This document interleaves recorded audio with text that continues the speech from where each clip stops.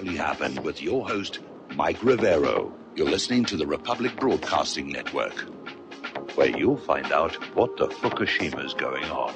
And aloha, America. Welcome to our show today here. And it is Thursday, July 6, 2017. Sure happy it's Thursday. Sure happy it's Thursday. Sure happy it's Thursday. And apparently Skype is giving us some grief. I guess they were a little premature to discontinue those older peer-to-peer versions because apparently the new cloud-based we see everything approach has all kinds of problems that are going on there. So we're going to try and keep this show running. We're already looking at some alternative systems. More and more remote hosts are starting to go over something Google has out there called the hosting, or Google Hosts or something like that you can do video and calls on, and it seems to be a little bit more reliable. Although some of Google's latest stuff also seems to cause problems. I had Google Earth actually crash my Windows 7 the other day, and you're scratching your head and saying, what's going on? Is it really deteriorating that rapidly? Anyway, it is Thursday. The phone lines are open, 800-313-9443. Mike is in our control room, ready to answer the phone when you call on in. Obviously, the big news today over at the G20, Donald Trump has finally arrived in Hungary. He did a quick stop in Warsaw, Poland yesterday, made a speech, said all kinds of things. Then now he's in Hamburg, and he's saying somewhat different things. So he's not presenting a consistent, unified information front, if you will. We'll get into that in a little bit. But there are major protests. The corporate media is describing them as anti-capitalist. No, actually, they're anti-fascist. Because the G20 is not about capitalism anymore. It is about outright global fascism. And that is a system where the money is designed to be sucked out of the pockets of the people and fed to the elites here. And apparently the protests have gone violent. There was a Porsche dealership was set fire to. And the police have unleashed water cannons and tear gas. And even the SWAT teams are out there trying to keep things under control. Now, what's going on inside the G20, there's some real interesting dynamics going on here because it almost feels like the general enthusiasm for Donald Trump is not all that high. And apparently Angela Merkel has already agreed to a free trade deal with China. And analysts are saying, yeah, this is another snub against Donald Trump. So apparently Germany meant it when they said we're partners but we're no longer friends. A while back, the EU and Japan have reached a free trade deal. And so they're all out there making deals, and they're making deals without going through the United States. Merkel has reiterated her earlier remarks. Europe can no longer rely on the United States. And Merkel basically said that EU members, Europe as a whole, can no longer rely upon Washington, and basically saying the continent must take its fate into its own hands. So we're already starting to see Europe drift away from its close relationship with the United States, maybe preparatory to a pivot toward Russia and Asia, which is obviously where the economic focus of the world is also heading to. Now, Erdogan is up there in Hamburg. He's still feeling very angry that Germany is not allowing him to speak from the podium during the G20. And he came out with this very bizarre statement, Germany's committing suicide by not allowing me to speak to the Turks. And still trying to get his little FaceTime up there.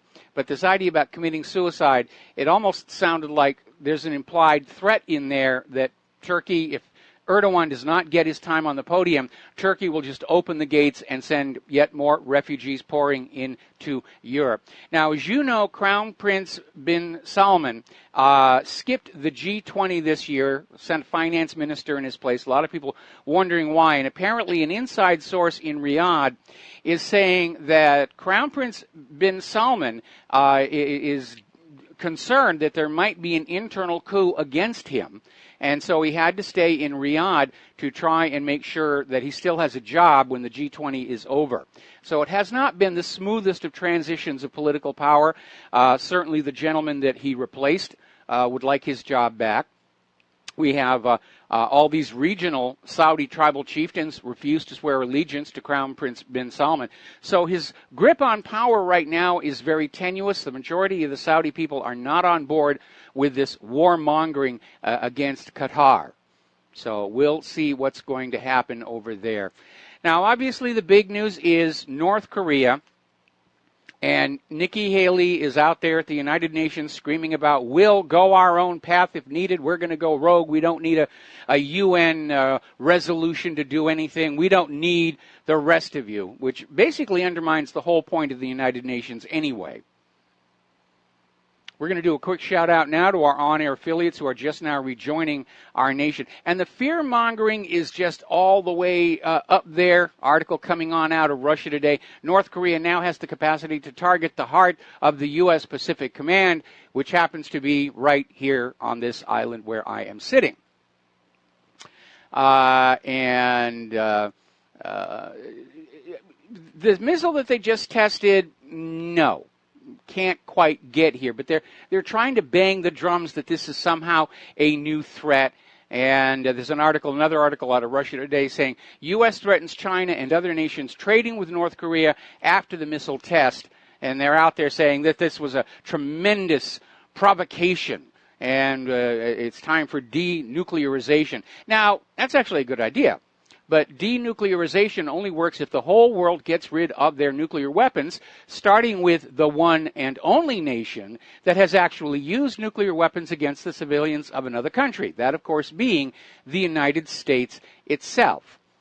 Now, Nikki Haley, back at the United Nations, is out there screaming that North Korea has closed off all diplomacy, and that is why the military options are on the table. Now, that is less than accurate, because it was only a few weeks ago that the U.S. State Department said they didn't want to talk to North Korea anymore.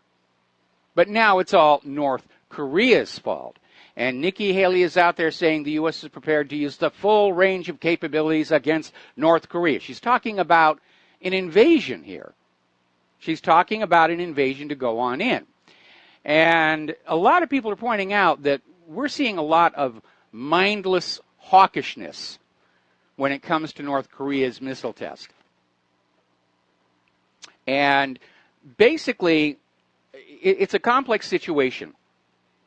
Nobody has ever actually gone in and done an attack against another country to specifically deprive it of their nuclear weapons. Israel claimed they were doing that when they bombed Iraq's Osirak power station. But as it turned out, there was nothing at the power station but a power station. So nobody really knows how that might play out. No doubt by now, Kim Jong-un has dispersed all of his nuclear components all over the country. Hunting them all down and making sure that they've got them all is very, very problematic. And he does have those rockets, and he does have a lot of artillery. And so a lot of people are saying this is really not a good idea. Piers Morgan is out there directing Donald Trump. You've been sorely tested, but it's time to hold your nerve and your trigger, Mr. President. If you attack North Korea, you'll drag us all into catastrophe. And yes, that is absolutely true. Another article along the same line, this is from antiwar.com. Even a U.S. surgical strike against North Korea could lead to a full-scale war. Because let's say they go on in and they do a decap strike against Kim Jong-un. If they miss, what is Kim Jong-un going to do? If they actually get Kim Jong-un, who's going to take over for him? He's got a lot of hardliners around him. It's like the situation with Assad. You could easily wind up with somebody much, much worse if you do a decapitation strike. Now, according to U.S. author Michael Springman, in an interview on Press TV, he's saying North Korea is not going to back down. They will not be intimidated by U.S. threats. And again, this gets back in that Asian culture and the importance of face. And that is something that is not adequately being considered in all of this rhetoric against North Korea. That culturally they are not going to back down. In fact, what may be going on is North Korea may be forcing the U.S. back to the negotiating table because the U.S. is in this position of not having an easy target this time militarily of potential blowback that could seriously damage the region. And despite Nikki Haley saying we're not going to talk to them, this could be Kim Jong-un is just trying to bluff them back to the negotiating table. And what he's going to ask for is the same thing Russia and China. Stop putting weapons on our borders. Stop sailing your war machines up and down alongside of our coast, and we'll back off. Stop acting like you're going to invade us, and we will stop preparing to defend ourselves from invasion, which makes a lot of sense. Now, there is a fly in the ointment. Everybody's been talking about what does North Korea even have that is of that much importance. And, of course, there's $1 trillion worth of rare earth minerals, all kinds of mineral riches. But there's also the opium. And right now, the North Korean opium is competing with the CIA's Afghan opium. And so the CIA would love to get in there to North Korea and take over its opium fields the same way they did in Afghanistan, because then they would have a monopoly on the opium traffic all over the globe. And that is another factor that's going wild. All right, we're going to go ahead and take a phone call. Tony in Puerto Rico, aloha. Welcome to the show. What's on your mind? Tony, are you there? There you are. Yeah, do you hear me? I can hear you now. I hear you now. Okay. Aloha, Mike. Aloha. I have a quick comment and a comparison. And forgive me if I don't make any sense. Okay, I want to change the subject a little bit.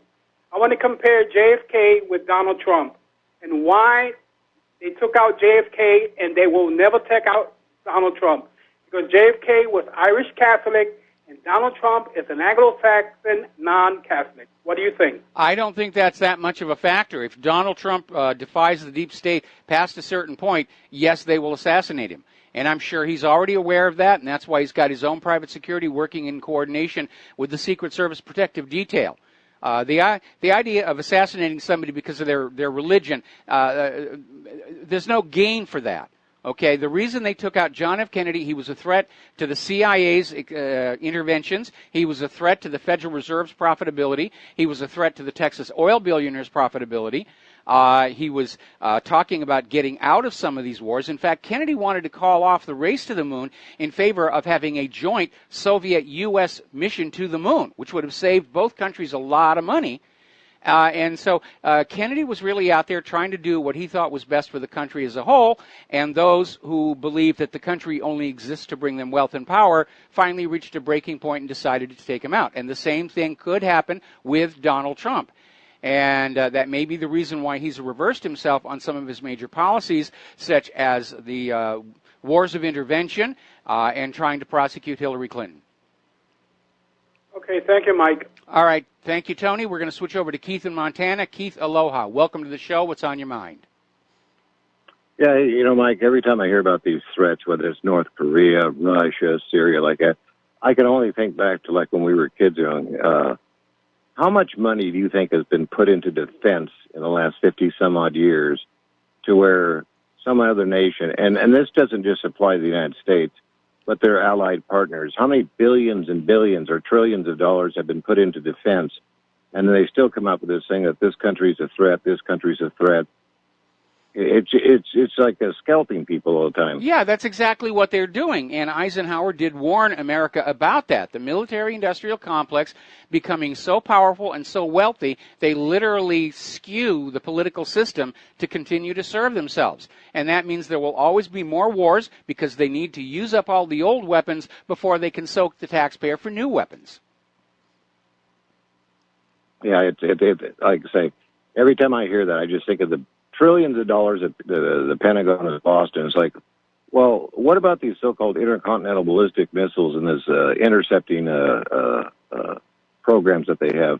You mean to tell me that they haven't got enough, you know? Anyway, other than that, I was going to tell you, you sure missed a good morning this morning when you had that nice quake over here. Yeah, we were going to talk about that later on because a lot of people are very nervous. There's been a heightened quake activity around Yellowstone, and yes, this quake was 150 miles away from it, but it's actually on that same line as that swarm of smaller quakes that's been affecting the area recently. So we're going to talk about that later in the show. All right, yeah, I was just going to highlight one thing. I was on Dutch Cinch last night on YouTube there, but people from all over were recording it from Spokane and everything, down into Idaho, and even up in northern Canada. that European station that registered as a 7.0, and it felt big, but their Quake so-called map doesn't look like it took into consideration all the area, you know. Well, it's really hard to get an accurate read, especially on the automated system, which is why we don't really look at that final magnitude until it's been reviewed by a human seismologist, because very often that automated system can make mistakes. It can get false positives. Somebody trips over a seismographic sensor, and all of a sudden they're saying, oh, there was a magnitude 22 quake here, but nobody felt anything. So it does have to be sort of verified, and that's why the numbers will usually change a little bit afterwards. All right. Well, hey, my best to you and Claire, okay? All right, thanks an awful lot. We'll be talking to you. Now, getting on back to the situation with North Korea. Article coming out of the Express in Great Britain. Alaska and Hawaii preparing for nuclear war after North Korean missile shocks officials. And they're talking about our current missile defense system, where they have 36 missile interceptors in underground silos on military bases in Alaska and California. None here. There used to be a Nike base out toward Electric Bay, but it's been converted into a solar observatory. So we don't actually have that. We do have a harbor full of Aegis ships that are carrying standard missiles and radars. That should, in theory, be a very potent defense here. Mostly what this article is about is a beg for more money. And Senator Brian Schatz is out there saying, oh, yes, we have to spend more money on weapons, and this will help defend Hawaii, Alaska, and the U.S. against the North Korean ballistic missile threat. And basically the bill is going to mean an extra 28 ground-based interceptors, 14 of them in Alaska. And they're saying, hopefully this will stop the nuclear threat. That word worries me. Hopefully. Hopefully. For that much money, I'd like a little more certainty. Now, frankly, they're just using this missile test to soak the taxpayer for more military budget and to justify an aggression against North Korea, because the missile North Korea tested early this week is not their longest-reaching missile. It's actually in third place behind the Yunha-3 and the KN-14. Which can reach 10,000 and 8,000 kilometers respectively. And up at the United Nations, the Russian delegation is saying, by their measure, this North Korean missile does not really qualify as an ICBM. It's a mid-range missile, and everybody's just trying to crank this all up into North Korea's being aggressive and North Korea's being bad. North Korea is preparing to defend or deter a U.S. invasion, because for the last going on 2 decades, the U.S. has been invading and regime changing and drone striking and all over the world. Everybody knows who the bad guy is here. Now, over at Fox News, Jesse Waters, who's co-host of the Fox News show The Five, thinks that Kim Jong-un needs to be assassinated or overthrown. So they're talking about regime change again over there on Fox News. Okay, Jesse, here's your rifle, here's your parachute. Go have fun. Now, Pakistan just test-fired a nuclear-capable ballistic missile. Just a big yawn coming from the corporate media. Big yawn coming from the State Department. Oh, who cares about Pakistan? Actually, Pakistan is closer to a real nuclear exchange than North Korea is because of the ongoing friction with India. And there's that standoff between India and China as well. That's a real flashpoint. Okay, we're coming up here on a commercial break. When we come on back, new developments in Libya, other countries in all these different war zones. So we'll be back after these few words from our sponsors. And aloha, America. Welcome back to the show. Now, the good news is all this fear-mongering regarding North Korea doesn't really seem to be working. A member just put up a story.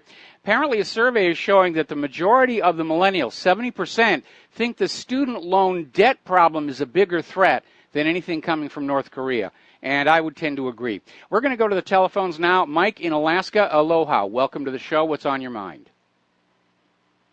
Yeah, hi, Mike. Calling you from the cabin here. I'm still not buying it. Like I said yesterday,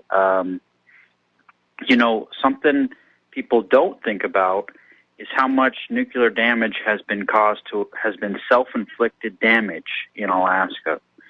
type in Operation Chariot, Edward Teller. He wanted to test hydrogen bombs way up near Prudhoe Bay area up on the Arctic Ocean and create a harbor by blowing out all the ice. It's the craziest thing if you read it, the plan that he had. And they wanted to do it, and they didn't even want to move the indigenous people away from the blast sites. They said, don't worry about it. The Arctic wind will blow the radiation out to ocean. Well, actually, as I recall that project, and this was part of the what was called the Atoms for Peace program, where they wanted to show that nuclear weapons had other uses than blowing up Hiroshima and Nagasaki, because there was a huge pushback in the American people against these weapons. They were afraid of them just getting out of control. And so the idea was that properly placed, a nuclear weapon could blast a new artificial harbor in a coastline, and all the debris would fall back down onto the bomb, trapping the radiation where it would be safe underground and never come on out. It was a stupid idea. We know from fracking that was not going to work. We know from the leaking coming out of Fukushima that was not going to work. But it was actually more propaganda than it was a real plan, because they were trying to convince the American people that, nuclear weapons were really okay, and we're going to find things to do with them outside of destroying cities. And there was the Atoms for Peace, the Harbor Project. There was actually an attempt to create a rocket that was fueled with a nuclear reactor. I think that was called Project Orion, but I'm not sure about that one. And all of these, again, they were to try and convince the American people this was a technology we could always, we could all peacefully coexist with. And like that duck and cover Bert the Turtle propaganda film, that's all it was, propaganda. You can survive a nuclear attack. Well, no, not really. Pulling a picnic cloth over your head is not going to really be effective in the event of a real nuclear attack. So that was where that whole idea came from. But yeah, with all the atmospheric testing that's been done, that radiation is still floating around up there. We know Hanford is the most contaminated area in the world. Now they've got concerns over San Onofre. Fukushima is still leaking. Chernobyl, they had to build a whole new shield over it because the old one started leaking. And yeah, we have made a real mess because we did not have respect for the downside of the technology. Mike, I went out to Nome a few years ago. That's really where you can see Russia from. Yes. And they have a DEW line out there, that direct early warning, and that's 1950s.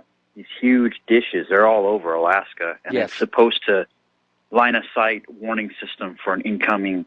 But they use something inside of these facilities. I think it's tritium. It's leaking into the groundwater. It's poisoning the local water supply. They've been defunct. They did a lot of rehabilitation in the 90s, but for many decades, people, they were getting the sites were not in use, and they leaked. And so no Russian bombers came. I'm not saying I'm not anti-defense, but no Russian bombers came, but a lot of this stuff leaked. We've had a lot of incidences.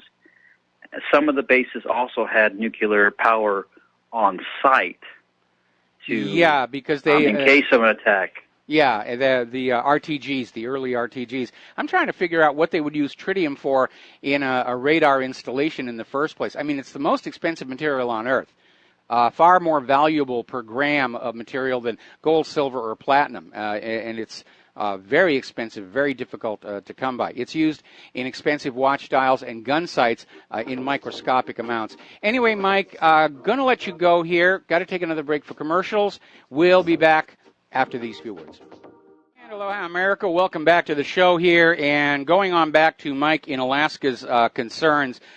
First of all, there just isn't that much tritium in the world. It's very difficult to come by. It has a half-life of just 12 years. So if all of this was happening back in the 1960s, 1970s, there's very little of it left. It decomposes into helium-3, which is a neutron absorber.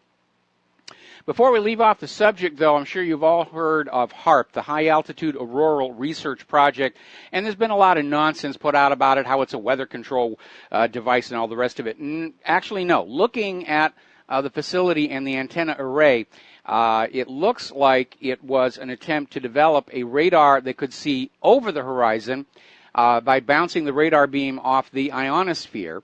And I don't know if they ever got it to work or not, but in any event, space-based radars have rendered the whole concept obsolete at this point. We're going to go back to the telephones now. Mike in Kentucky, aloha. Welcome to the show. What's on your mind? Well, I've seen the tape where the Air Force was talking about being decommissioned and how they couldn't find any more customers from universities and how they used it to, quote, manage the ionosphere. But that, whatever that might imply, manage the ionosphere. That's a bit of a long one there because, the ionosphere, of course, is controlled by solar radiation. Anybody who listens to shortwave knows that. Right. Well, they could supposedly create a glowing or a fake aurora effect with it, but it's just exciting. The particles up in the thermosphere, ionosphere is not. I don't know that they were able to do much with it, and that's why it's being defunded. I mean, I think if it could do anything, or they had technology that could be used with that, then it would still have funding. But none of the universities are wanting to do anything with it, and so their project is done. I mean, so it's in a harsh environment. It's hard to maintain. A lot of costs associated with keeping that thing functioning. Yes, very much so. There's other arrays, and I think in Peru and other places for people to go do research with the same sort of thing. So it became redundant and unnecessary. It's out of the way location. So, but I called about I grew up probably less than 6 air miles from a low-level nuclear waste dump. And, of course, it's the stuff of local legends. And they, at one point, had open trenches for the water the contaminated runoff water to evaporate from. And there's books been written about it where supposedly they actually thought it would be healthy for people to be exposed to some tritium and low-level nuclear waste would help their immune systems fight off cancer. And it's a little bit nutty. Yeah, it was quackery. I mean, but there actually used to be these water jugs that you would buy that you'd put the water in there and it would be exposed to radiation.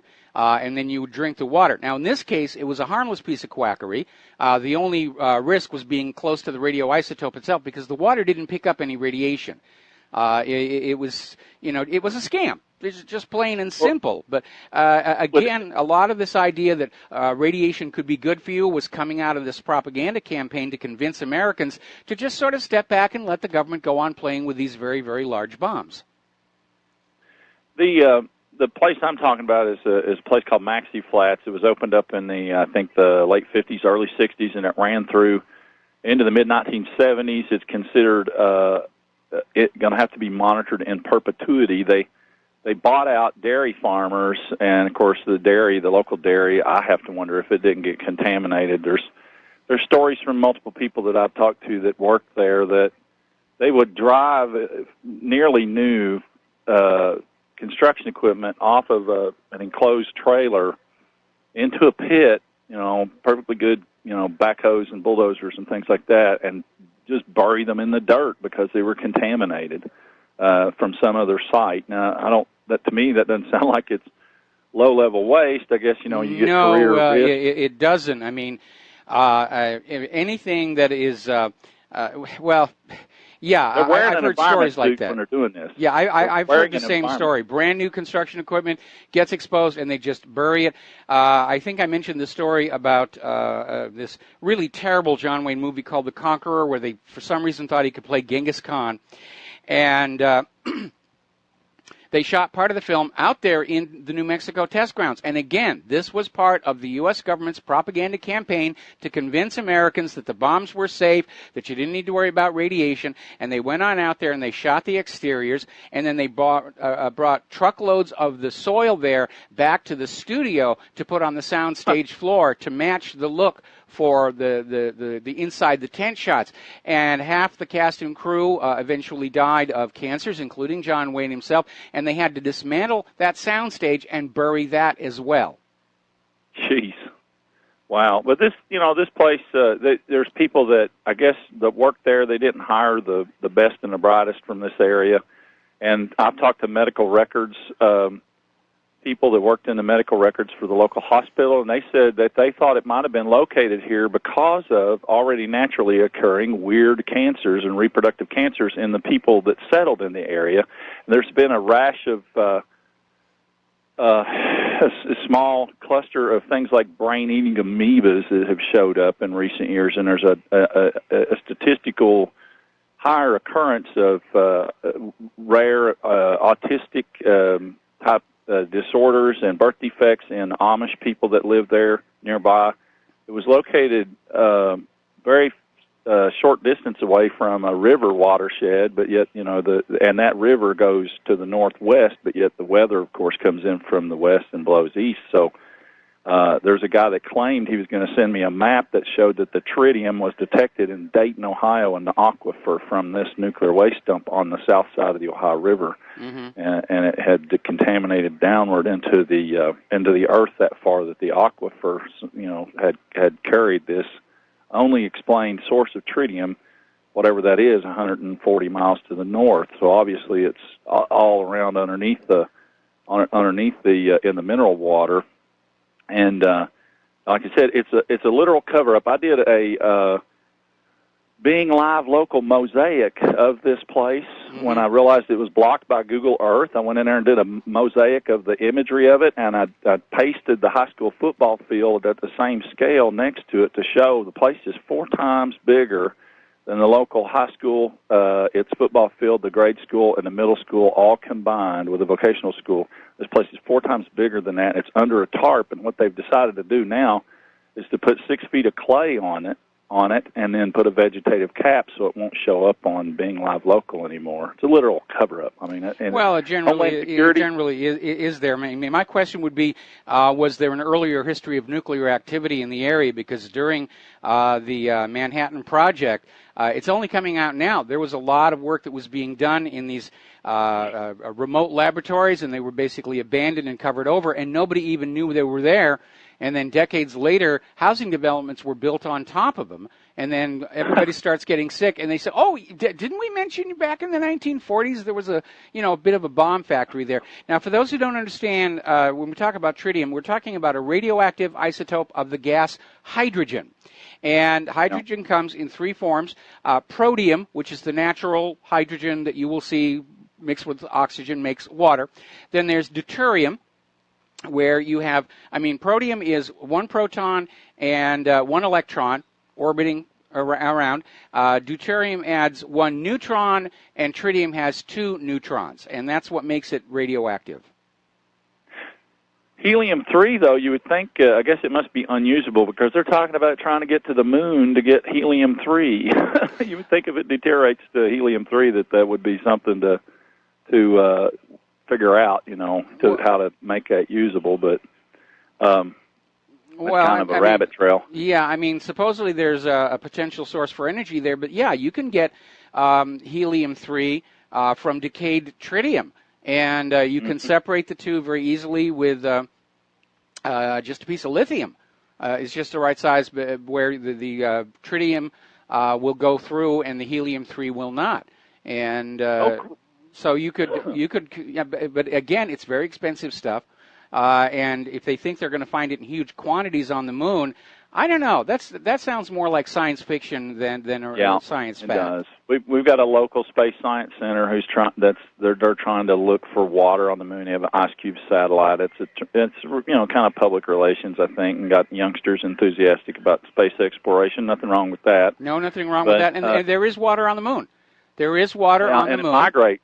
It's weird how it migrates from crater to the poles, and they're looking at trying to figure that out. But the Oak Ridge facility is huge. Of course, that was one of the things that concerned Oppenheimer, but the people in the scientific community pointed out, hey, you've created a monster here. This place that they're building is not to build a few bombs to end the war, but to build tens of thousands.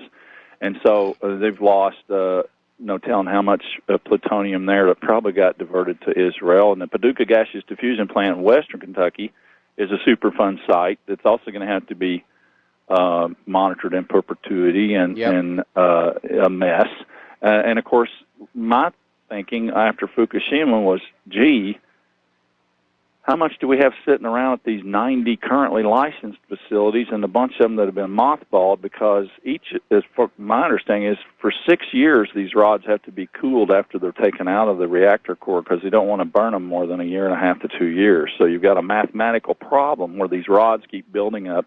And if you, do you remember Space 1999? Yeah, I remember it. And they were going to ship it all to the moon, and there was a big whoopsie. Oh, I guess that didn't work out too well. The problem is that the U.S. loves fission-type uranium reactors because you get bomb stuff out of them. Other countries are already starting to move into thorium cycle reactors with a tremendous amount of success. Wow. But again, nobody's ever dealt responsibly with the waste buildup. And after the fuel rods are used up and can't be used for the power station anymore, they're still generating heat from decay from the isotopes that are inside. That's why they have to be cooled, because if they're just left out there, they will quickly reach a temperature where they'll spontaneously combust, and you're going to have radioactive smoke all over the place. It really is a mess. And nobody has really come up with a way to deal with this. There was, what was that, WIP facility that they were trying to do some of the stuff down there, and they had a collapse and a radiation issue down there. The planet is a mess. And it's all because of the people who push for war. They say, I want the big bomb, and I don't care what the after effects are 50, 100 years down the road. I'll be dead and gone and just be a statue in a military park. Did you ever watch CNN in the early 90s much? They had 4-hour news cycles, and I was about to graduate college then. And I watched for almost 2 days. Every 4 hours there would be a report that came up about this guy who had took the hot slag coming out of steel mills, and I guess they kept it hot enough. They were dropping the fuel pellets into that slag and letting it congeal, and you had an inert block of stuff you could move around with a forklift. And the fuel the fuel pellets, I guess somehow they kept them spaced far enough apart to where they didn't cause criticality. And it was nothing ever. It was like the whiz bang technology. We know what we're doing to get rid of it. And I've heard there's organized crime involved in this, and it's a tremendous moneymaker. So they don't want to get rid of it. The whole thing during the Cold War was the Soviet Union has a doomsday weapon. If we can't attack them because they got a doomsday weapon, wasn't that in Dr. Strangelove? It was in Dr. Strangelove, yes. But this is all sitting around now. How dare anybody cause an extended period of chaos in the United States? Electromagnetic pulse weapon. We're kind of holding the world hostage, us and I guess France and some of these other countries that have these big piles of poison sitting around. There's several in Canada. The fallout from that, if the grid goes down, you've seen the estimates in the studies that 90% of the population would be dead in a year. What about the rest of the planet? If nobody can maintain the generators and the cooling pumps, you get Fukushima after Fukushima after Fukushima chain reaction. Yes. We're holding the world hostage with this stuff. We need to own up to it and do something about it. Well, the whole world needs to do something about it, and I think it's just we have to abandon fission reactors as a power source.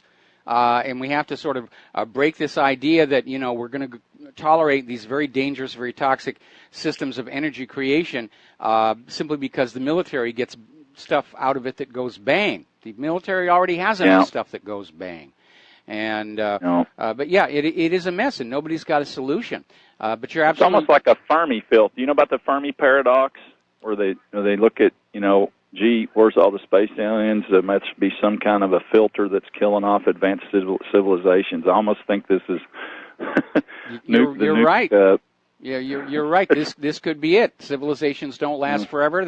They get into a nuclear fission. They poison their planet that way, or they start tinkering with their own life code, and they have an extinction level event that could very easily explain it. Or, very simply, it may turn out Einstein was right, and the speed of light really is a barrier that cannot be broken by other than very tiny subatomic particles. Mm-hmm. China just did some kind of crazy thing with quantum mechanics where they were controlling particles remotely several hundred miles away, and it was supposed to be some big breakthrough. Quantum mechanics that is weird stuff. I mean, it's some of those experiments, and it just lets you know there's something else going on with the universe beyond the Einsteinian Newtonian vision. There's something else out there. There's a system Why of else? connections. Why else would they spend so much money or resources on CERN unless they've got some reasonable suspicion that they could find gravitrons or particles that would, unify things in a theory like that? Well, There's got to be. Well, they're spending a lot of money on it because they're hoping that they are going to find something. I don't know if they're actually finding new particles or they're creating them in the intense energies in these reactors. According to Einstein's theory of gravity, you don't really need a graviton when you're dealing with the curvature of space-time itself. But I know they want to find a graviton, they want to find a magnetic monopole, they want to do all the rest of it. But I think general relativity should be expanded into magnetism as well. In an additional obvious dimension because of the polarity of magnets versus the monopole of gravity. Anyway, we've wandered off into science way too much. The global warming thing has to be considered with CERN too, because they showed that cosmic rays affect cloud formation too. So we talked about that. I felt very vindicated about that. We're going to be talking about global warming later on in the show because a lot of interesting developments. Got to let you go for commercials, and we'll be right back. And aloha, America. Welcome back to our show here, and I apologize that we wandered off into the science realm a little bit and to the expense of current events and current news here. Now, down in Libya, the Libyan National Army claims to have liberated Benghazi. And Benghazi has been a major focal point of the ongoing war between the people of Libya to reclaim their country from foreign puppet rule and those who want to reimpose that foreign puppet rule back onto the people of Libya. So that's the latest development down there as well. The Syrian Kurds are expecting war with Turkey within days. Things are heating up over there, and apparently over at the European Union, they're now ending all talks about Turkey becoming part of the European Union. So Turkey is definitely pivoting away. They're pivoting toward Russia, and they have become a loose cannon on deck over there in the Middle East. Now, the chairman of the inquiry into the war in Iraq over at Britain, Chilcot, in an interview with the BBC, came right on out and said that Tony Blair basically lied to the people of Great Britain to get them to go along with the invasion of Iraq. No surprise to those of us who've been following along for quite some time. And apparently up in Afghanistan, SAS soldiers are suspected, there's no proof, suspected of executing unarmed Afghans and covering up potential war crimes.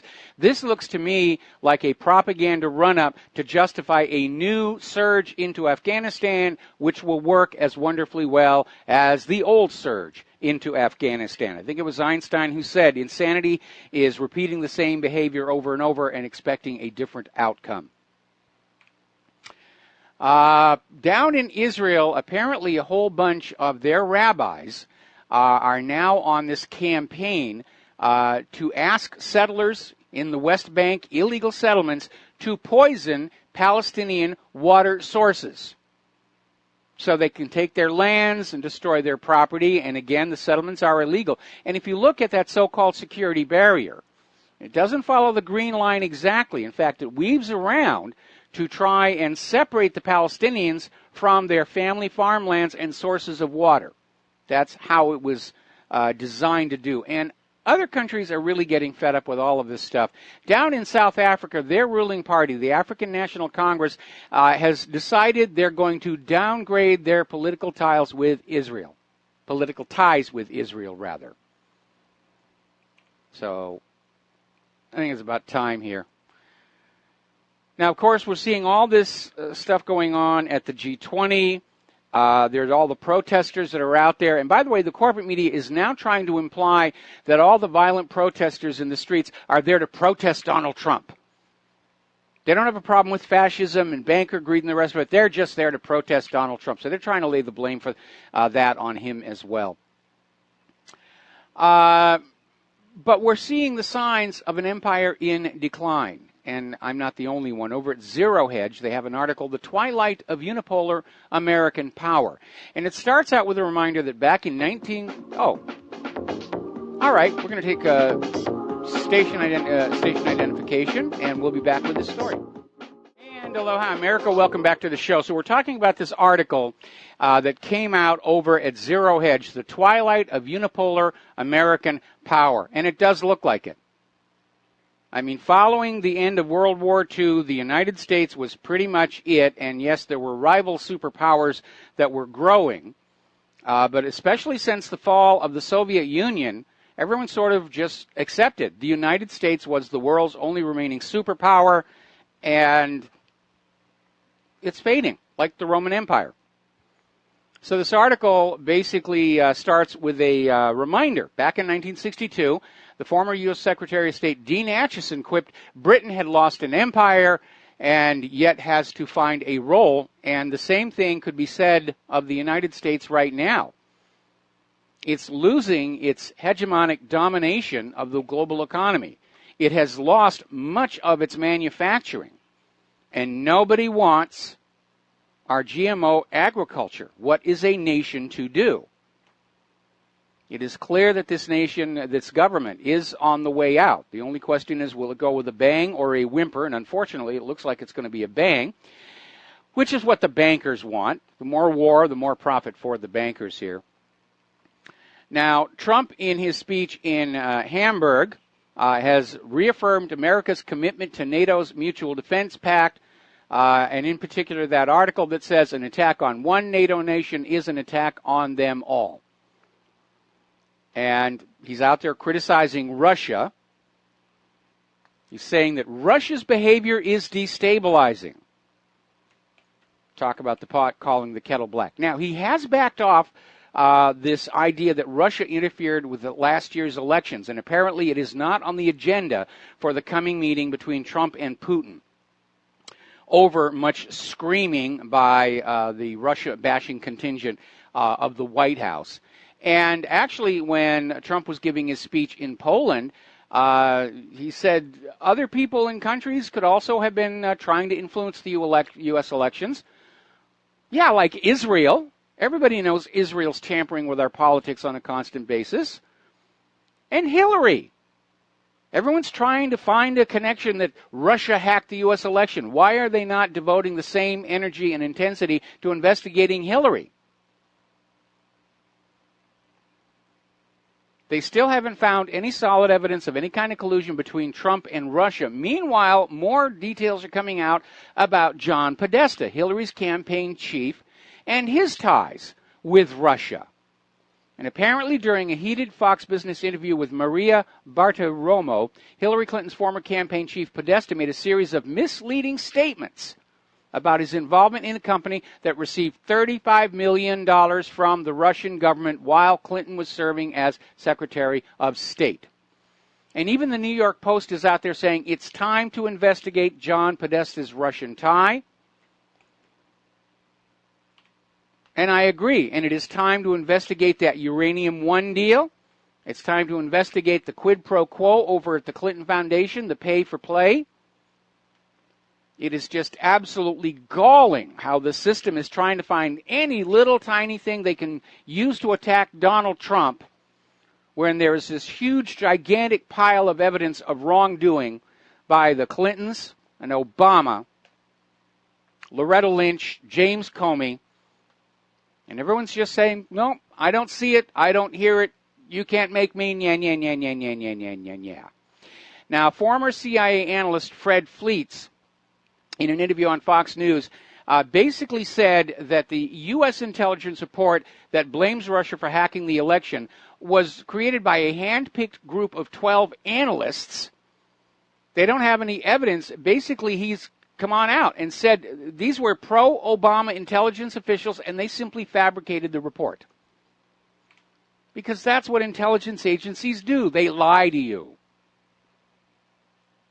And by the way, the federal government, federal investigators still cannot get their hands on the DNC server that was claimed to have been hacked by Russia. Now, a little bit of bad news. Representative Steve Scalise is back in intensive care. He'd been out of intensive care following his shooting, and he was in fair condition. Now he's been downgraded to serious. Apparently, he's developed a very serious infection. which suggests that maybe when they were operating on him, that they didn't really get all the refuse or waste material out of his abdomen that they should have. And so now they've got him in intensive care. So it's unfortunately not looking good at the moment here. Now, Brett Steffens, who is a never-Trumper, is out there declaring that all supporters of the president are idiots and bigots. And then he goes on to say that you should admire the elites. Can you hear the arrogance in this man? We are the elite. Don't question us. Don't doubt us. You should just admire us. Kneel before Zod. I'm going to do a quick shout out to our on-air affiliates who are just now rejoining our network. Now then, I have a question for Brett Steffens, who wants us all to admire the elites, of which he clearly sees himself as one. When do the elites start acting admirably? One admires people who are acting admirably. We don't admire elites who are clearly elitists and think that they should just decide how the world should be for the rest of us. And that is not democracy, and that is not the United States of America. Sarah Sanders came out with a really cute comment about CNN, saying that on Independence Day, instead of lighting fireworks, CNN blew up the last remaining shard of credibility. And they're still getting all this fallout over their attempt to blackmail this Reddit poster, over this spoof video of Trump body slamming CNN at a wrestling event. And then it turned out they targeted the wrong guy. Then it turned out that what they had done was illegal under both New York law and Georgia law. And Trump has come on out on this, saying that he thinks they've hurt themselves badly. And he's absolutely right. CNN has really shot itself in the foot. And now they're going to double down. Because now CNN is out there saying they have heard word of damning transcripts of Kushner and Bannon making deals with Russia. And, of course, CNN doesn't actually have these transcripts. And, by the way, a transcript doesn't mean the phone call actually took place. You can make up a transcript. But CNN is saying that they have inside sources who've seen somebody who claims that they've seen this transcript of these conversations that absolutely prove that there's collusion between Russia and Donald Trump.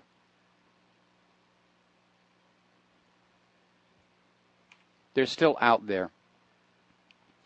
CNN's Jim Acosta apparently accused Donald Trump of spreading fake news by pointing out that only 3 or 4 intelligence agencies, and not all 17, claim Russia interfered with the 2016 election.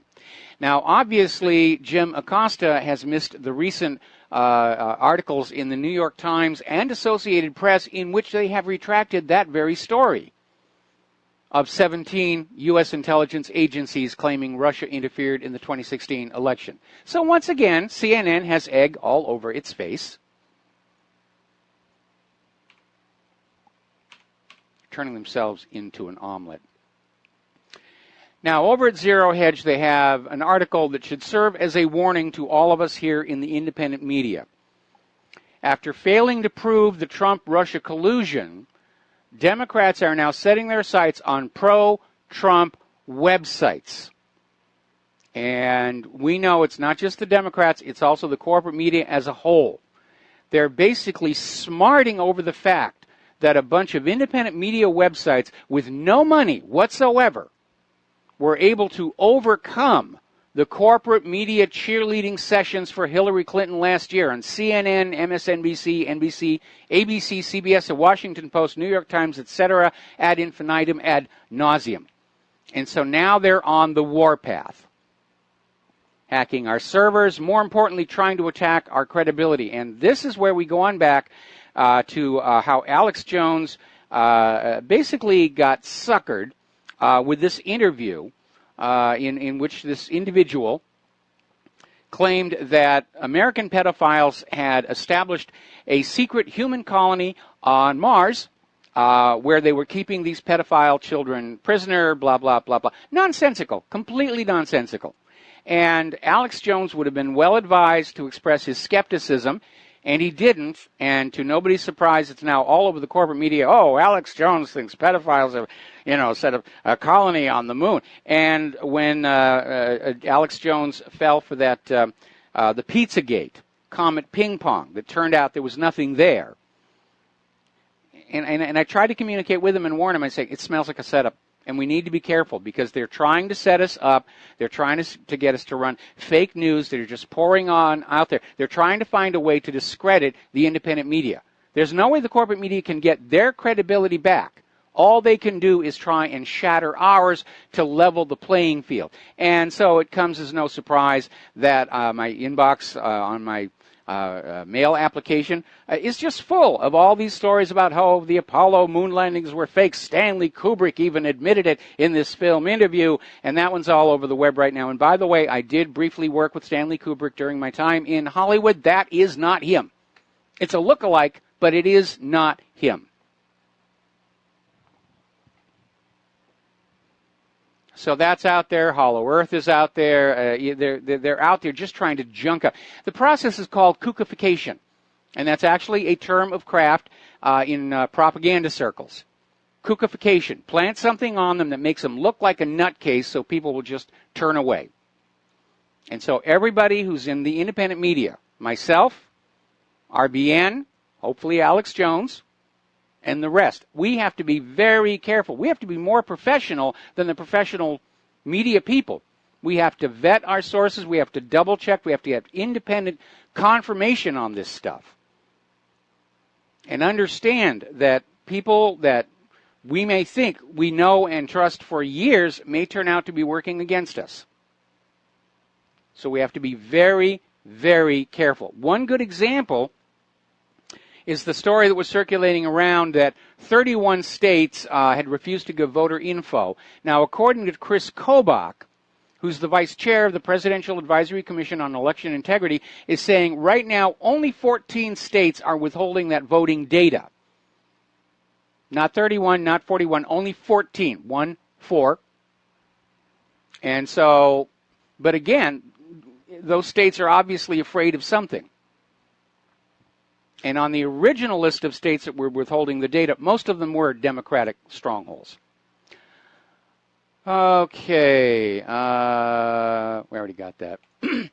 Now, talking about influencing the media, one of the ways the corporate media is trying to rebuild, remanufacture its credibility is basically going through a song and dance that says, we're going to do a better job, we're going to start checking ourselves more carefully.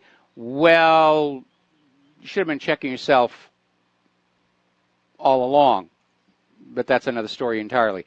Now, apparently, Soros has dropped $500,000 on a fact-checking organization over in Great Britain, the Open Society Foundation and Omidyar Network, to produce new tools to counter what it calls misinformation, and these tools are going to be made available to the corporate media to make sure that viewers of corporate media never see any double plus ungood news as decided upon by George Soros and his people. Somehow, I don't think that's going to reassure anybody that they're getting the truth and the facts from the corporate media. Remember, one of the signals that the Soviet Union was about to come down was when the Soviet citizens stopped reading Pravda and Izvestia because they just knew it was nothing but lies and propaganda. The same thing is being repeated right now with our corporate media.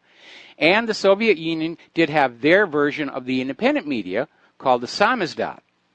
And it wasn't on video and internet radio back then. It was all being done with fax machines. But it proved to be just as effective.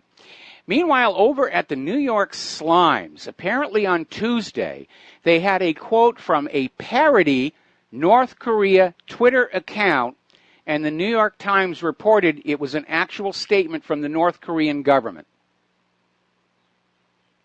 They're not checking. They're just looking for anything that can be used to inflame public opinion against North Korea, and they ran a statement from a parody North Korea Twitter account as an actual official statement from North Korea.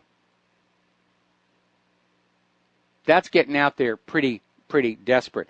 And Glenn Beck apparently has come on out and said the corporate media isn't interested in facts and truth anymore. They literally have accepted a new role of promoting the leftist globalist agenda. And that's their job, to propagandize you. As Mika Brzezinski said on MSNBC, the job of the corporate media is to control what you think. Now, are you comfortable with the idea of having what you think under somebody else's control? I'm certainly not. All right, we're going to grab a phone call. Brendan in San Francisco, aloha. Welcome to the show. What's on your mind? Mike, I wanted to take advantage of this meme wars and just tell you what a pleasure it's been to finally have a laugh about something like on a gut level. I've just been loving it with all the stress and all the tension and all the nonsense. To actually be able to genuinely enjoy something and have a great laugh, it's been a wonderful thing. I just wanted to share that. Thank you. So, I mean, what have you? Please tell me you've gotten a chuckle out of it because things are just getting so hot. Yeah, there's actually more and more to laugh about these days on several different fronts. Yeah. Well, you do see a bit of a turn, and it's like they're giving Trump like an inch here and there where they were just, you know, sorry, I'm driving through a construction zone right now, but they've actually been giving him a little bit of an inch, and maybe the tide is finally turning because you can't deny the fact that he won in a landslide, and these people didn't just go off the planet Earth. They're still here, and they're still consuming news and information. So I forget who said it, but somebody was suggesting that the mainstream media is finally saying, "Man, we're gonna go broke if we don't modify our behavior," I guess. Well, I would like to see that happen, but again, we had that comment that came out that CNN it basically sees the majority of their remaining audience among the liberal Democrats, and it sees its way to profitability and increased viewership by basically pandering to the fantasy that Donald Trump stole the election from Hillary. In other words, they're just telling their audience what they think their audience wants to hear, and that's going to get them by for a little while. But at some point, somebody in the corporate media is going to have to break ranks and say, we need to stop being political advocates. We were never supposed to be political advocates. We need to go back to basically serving in our traditional role as watchdog on government abuse. That's what needs to happen. Right. Unfortunately, the people signing all those paychecks don't want to see that happen. We're still in the middle of a huge fight for the minds of the American people. Right, and I've thought a lot about this, Mike. After listening to this show, I really played this through my head and tried to come up with, thoughts and ideas that are a little bit off the mainstream. But I think Trump really needs to throw them a bone. For example, pardon Snowden. Get that other Navy submariner out of jail. Like, throw these folks a bone and just see how they react. Well, I'm sorry. Who do you mean these folks? I'm not clear on that. Okay, so I think we would agree that, and in fact, I can't believe I'm going to say this, but I agree with CNN. This country is full of a bunch of idiots. They just happen to vote for Clinton, and I hate to say it, but I knew Sanders was like a false choice, and so I knew that early on before I even formulated my opinion about voting for Trump. Brendan, I'm sorry. I'm going to have to put you on pause. Do not hang up. We're going to do 3 minutes worth of commercials, and I'm going to come right back to you. And aloha, America. Welcome back to the show. We're still talking with Brendan in San Francisco. And Brendan, can you just sort of pick up where you left off? Well, it just seems like Trump could really do himself some good, and maybe the rest of us, if he would just pardon Snowden and that gentleman, that Navy sailor that got locked up for taking a photo, and any other, incarcerated whistleblowers that are out there, and maybe even do a public apology, which would shame Obama for the stunts that he pulled on whistleblowers. I mean, he could really shed a light on this and shame the heck out of that Obama nation for the last 8 years. Okay, well, let's put a pause on this for a moment, because the Navy sailor one was not a whistleblower. He just accidentally allowed some classified information out of his control, and he was thrown in prison for that, which just underscores the double standard when it came to Hillary, who exposed literally tens of thousands of classified U.S. State Department documents on her server, and nothing ever happened to her. In terms of Edward Snowden as a whistleblower, in terms of Julian Assange, I'm in agreement. They should be pardoned. It's not going to happen because I think Donald Trump, especially right now as he's dealing with the swamp, he's just as worried about whistleblowers as anybody else. And so it's not going to happen. But even so, I think right now the uppermost concern in the minds of the American people, whether they supported Hillary Clinton or they supported Donald Trump, is this continued reckless rush toward war in North Korea and Syria and Libya and everywhere else on the planet. I think that is uppermost in everybody's mind right now, along with the fact that Trump really doesn't seem able to do much about the coming economic crash. And everything else, even the stuff that we agree that Trump is doing right, pales in comparison to those two main problems. Yeah. I'll tell you what, thanks for the clarification, because I do recall he did take a photo, harmlessly enough. I'll be honest with you, Mike, I'm so beaten down with all the fear-mongering over the past, since 9/11. I don't know, man. I don't know if they're going to... They have too much skin in the game, these psychopathic money junkies, unless they have extraterrestrial vehicles to leave this rock. They're not going to destroy it and contaminate it beyond a habitable thing for them. I mean, they're having too much fun ripping us all off. Brendan, look back through history at people like Caligula or Nero, and realize that leaders, when they get power mad, they get drunk with the power, they get greedy, they will destroy their own cultures. It has happened many times in history. It could be happening again right now. But you're absolutely right. The addition of the nuclear element, plus along with whatever biological weapons they're playing with out there, it's hardly a new idea that World War III or World War IV might be the end of life on Earth. Look at the movie On the Beach as a good example of that. Yeah. If it happens, it's going to be Israel doing a false flag, setting off a nuke, or shooting Trump's plane out of the air, something dramatic, and then blame, whomever they want, and then, we're their slaves, so we'll go fight their illegal wars. I can't see it. I can't see North Korea only in a defensive measure. Like you said, I agree with you 100%. And it's just ridiculous how we love to disarm these countries in a cowardice,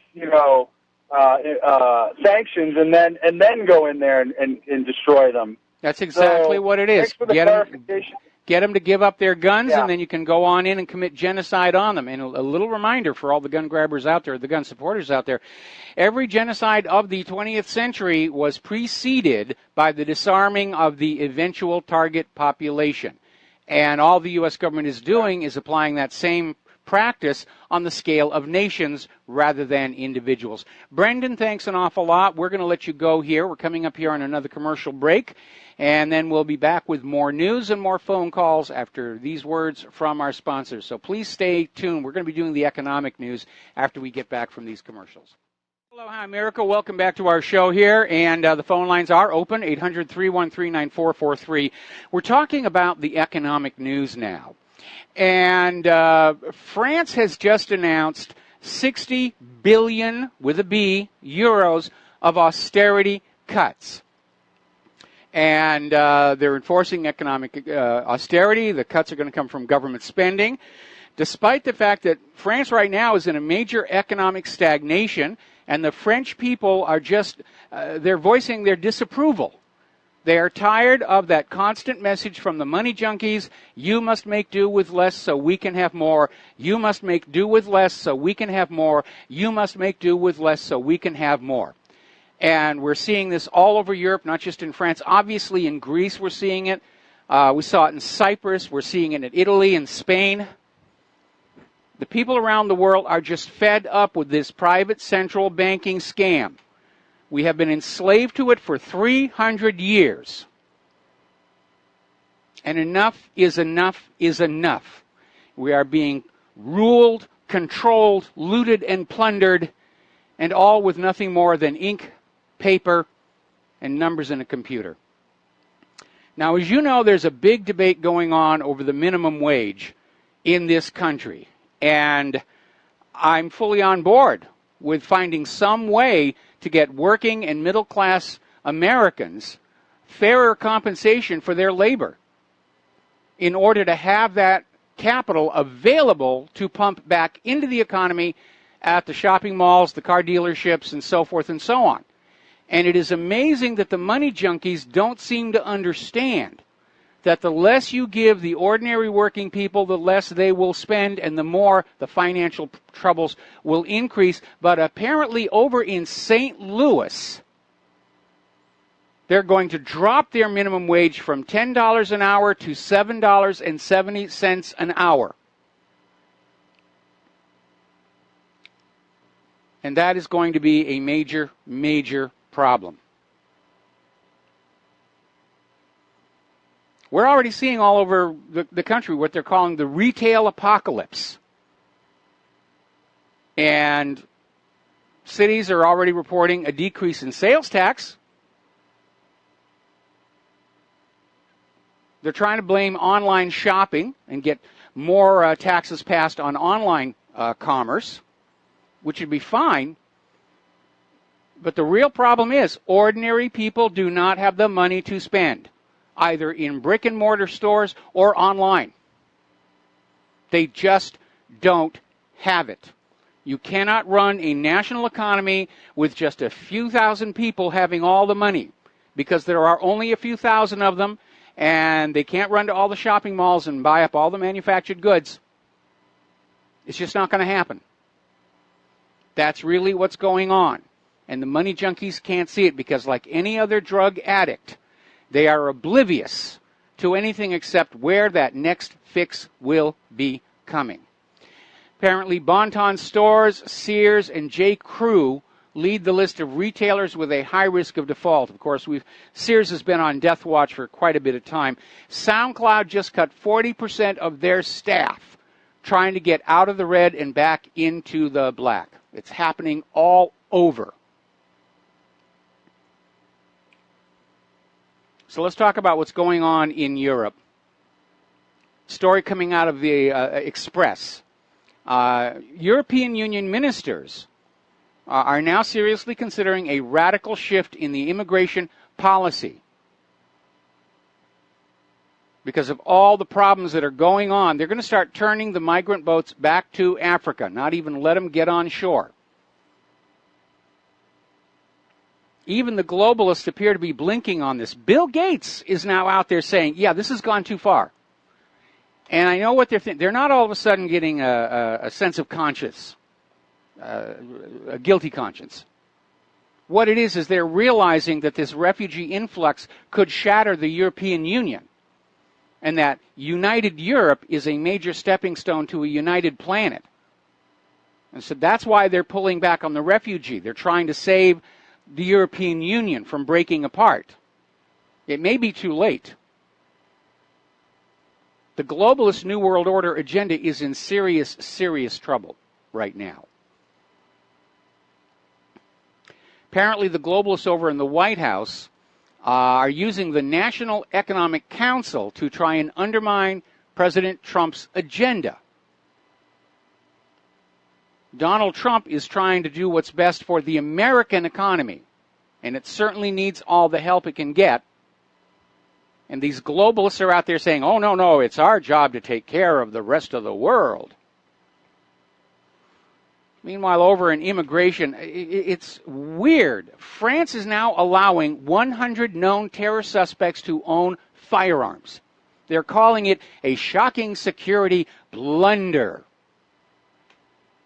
This after a known gun enthusiast attacked the police in Paris. And by the way, being a gun enthusiast does not make you dangerous, unless you're set up by the FBI or something like that. Speaking of being shot and gun bans, over in Chicago, which has the strictest gun laws in this country, over the 4th of July holiday weekend, 102 people were shot, 15 people killed. Thank goodness for all those gun laws that disarmed all those law-abiding citizens. Or one of these shooters, one of these assailants, one of these criminals might have been harmed. We can't let that happen. Not when you have a criminal society and a criminal government. You have to protect those street criminals. It's ridiculous here. Now, Oliver Stone has produced and Friedrich Moser has directed a new documentary called A Good American. And it features an NSA analyst turned whistleblower who basically is laying out the story of a terrorist monitoring system the U.S. government launched in the wake of the first World Trade Center attack. Back in the 1990s, remember the World Trade Center bombing? But for some reason, this terrorist monitoring system was shut down just weeks before 9/11 happened. I'm sure it's just a coincidence. I'm sure there's no connection with all these stand-down orders, and we don't really need this. We're going to turn this off, and we're going to make sure that all the warplanes are well away from New York and Washington on military drills. We don't need all these systems. Nothing is ever going to happen to us. Now, do you remember Hobby Lobby? They're a national franchise of hobbyist stores, and we used to have one in North Hollywood that I went to a lot. They had a lot of really cool stuff there.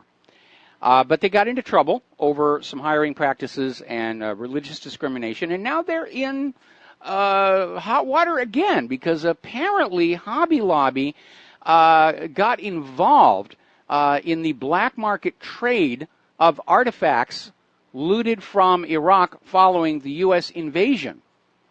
There was a lot of stuff disappeared from Iraq. The only thing the U.S. forces were protecting was the oil ministry. They left the Baghdad Museum wide open, and it got plundered. They're still trying to get all that stuff back. But apparently, Hobby Lobby has agreed to surrender thousands of these artifacts that they acquired and pay a $3 million fine to resolve this civil action the Justice Department brought against the company. Now, I understand the allure of ancient artifacts. But again, if you know they've been stolen or you suspect they've been stolen, any legitimately traded artifact is going to have a provenance trail that says this came from this location. It was put into the possession of these people who sold it to this person, who told it to this person, and so forth and so on. If you ever watch American Pickers, which is a fun show, and I like to watch it because they're out there oohing and eyeing and over things I knew as a kid and saying, oh, this is worth so much money, and it's a lot of fun. I keep thinking, if only I had kept that stuff.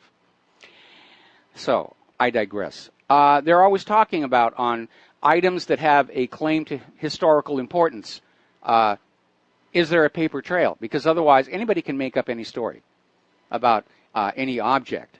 Same thing with Pawn Stars. They're always dealing with that. If you bring in an old sword and you say it's an old sword, well, that's all well and good. If you bring in an old sword and say, this was used by Ulysses S. Grant, and this was in a recent episode of American Pickers, there's got to be some proof, and not just the guy saying, well, I absolutely trust the guy who sold this to me. That's not going to make it. And the same thing in the world of ancient artifacts. And one more warning for those of you who actually have money and are into these things. There's a lot of fraud in ancient artifacts.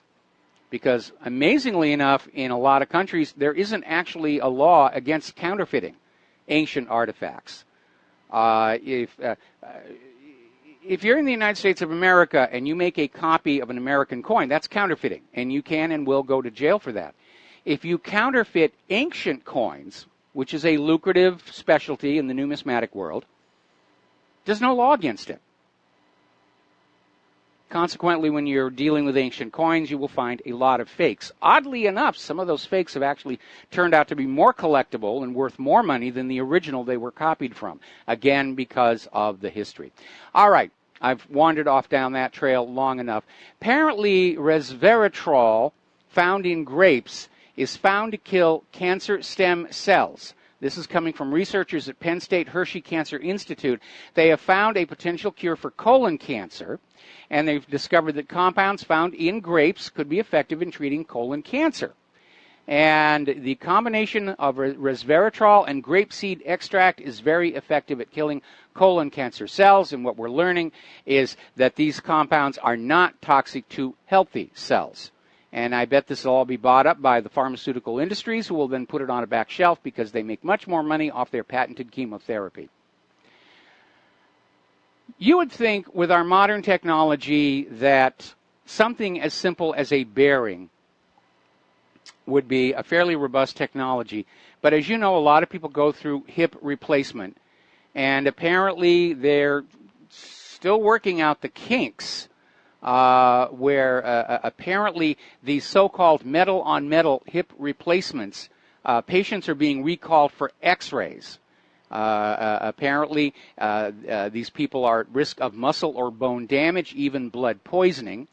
And I understand one of the areas of concern is that if blood is leaking into that joint and it's being ground up, you have that buildup of dead blood cells, which are necrotic and can lead to all kinds of complications.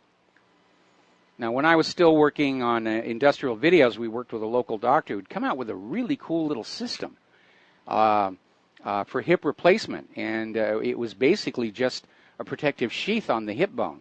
And it looked like it was going to work, but last I heard he's still waiting for approval on that one here. Now, one of the big scandals that we have back dealing with the Clintons is the tainted blood scandal, where Bill Clinton was governor of Arkansas, and they made a deal with a blood harvesting company to go to the Arkansas prisons and harvest blood from which would be made medications for hemophilia patients. And they did not screen for illnesses like HIV. And these blood products were sent on out, and a lot of people became very sick, and the Clintons made money off of this deal. And apparently it is not confined to the United States. Over in Great Britain, at the National Health Service, secret files have revealed that patients were being given deadly contaminated blood for at least 5 years after NHS officials became aware there was a problem.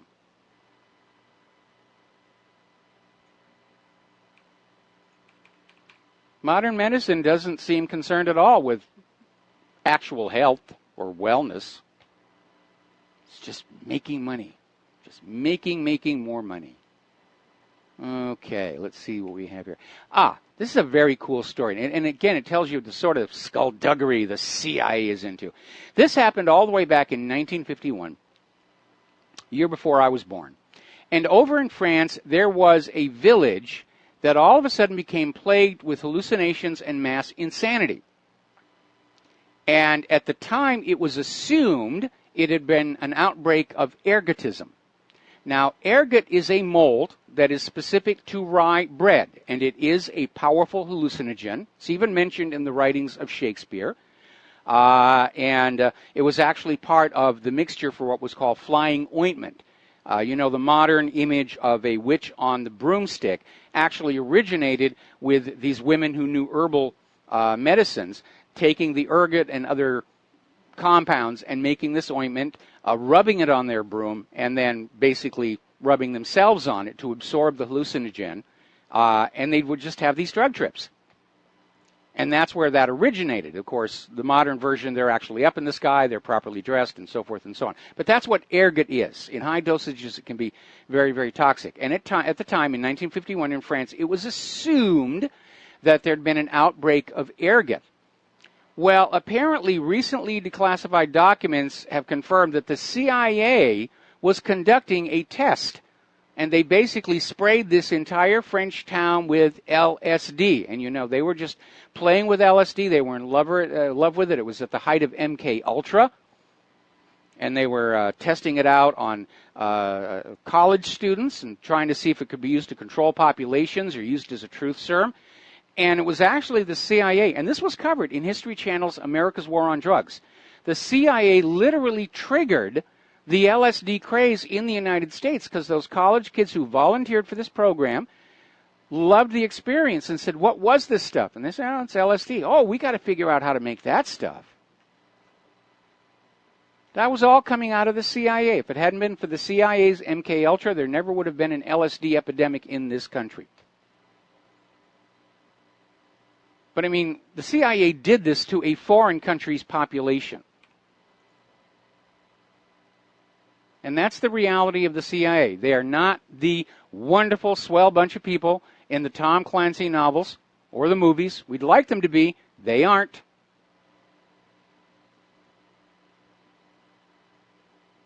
They're mafia thugs wrapped in the American flag. They think they're above the law. The laws don't apply to them. They're guiding the future of the country. Some of the heads of these intelligence agencies, they start seeing themselves as really being the boss. J. Edgar Hoover, when he was running the FBI, used to call his office the seat of the U.S. government. And in a real way, that was true because he had the blackmail goods on all the top politicians. We'll be right back after these words. And aloha, America. Welcome back to our show. Coming up at the top of the hour here, got a few stories to talk about. We mentioned earlier in the show about ClimateGate and what's really going on. And I think we reported last week, earlier in the week, there was skiing in California at Mammoth, over at Lake Tahoe on July 4th for the first time ever. They were able to just get out there and ski on July 4th. Now, what's really going on, of course, I mean, the world was warming back in the 1990s, but human activity does not dominate the climate. That giant pulsing, fusing ball of hydrogen in the sky does. And astronomers are finally coming to realize that it does go through cycles. Now, we're all familiar with the 11-year sunspot cycle and the 22-year magnetic cycle, but we've only been able to study the sun scientifically for about 100 years, although astronomers have been keeping track of the number of sunspots longer than that, which is why we know about the Maunder minimum. But they're now starting to understand there are larger, longer-term cycles that are only just now beginning to repeat, and so that we know that they're there. And 3 of these cycles are lining up on the low point over the next few years. They're calling it the super minimum, the super solar minimum. And that's what's really going on. Now, we're all kind of jumping around and looking at Michael Mann with his little fraudulent hockey stick, and he's up there in the court in Canada. Apparently, a Canadian climatologist, Dr. Tim Ball, was calling global warming a fraud. It's a hoax, just like Donald Trump. And Michael Mann tried to sue him, but it's backfired on him horribly because the court said, okay, show us your raw data on which you based a reasonable, realistic conclusion that there was a hockey stick. And Michael Mann has refused. And he is now at risk of contempt of court charges and a finding for the defendant in this case, and it's going to be a huge embarrassment. Now, there's been a new study out. This is being reported in principiascientific.org. And it's a peer-reviewed study that tried to validate current surface temperature data sets managed by NASA, NOAA, and the UK Met Office.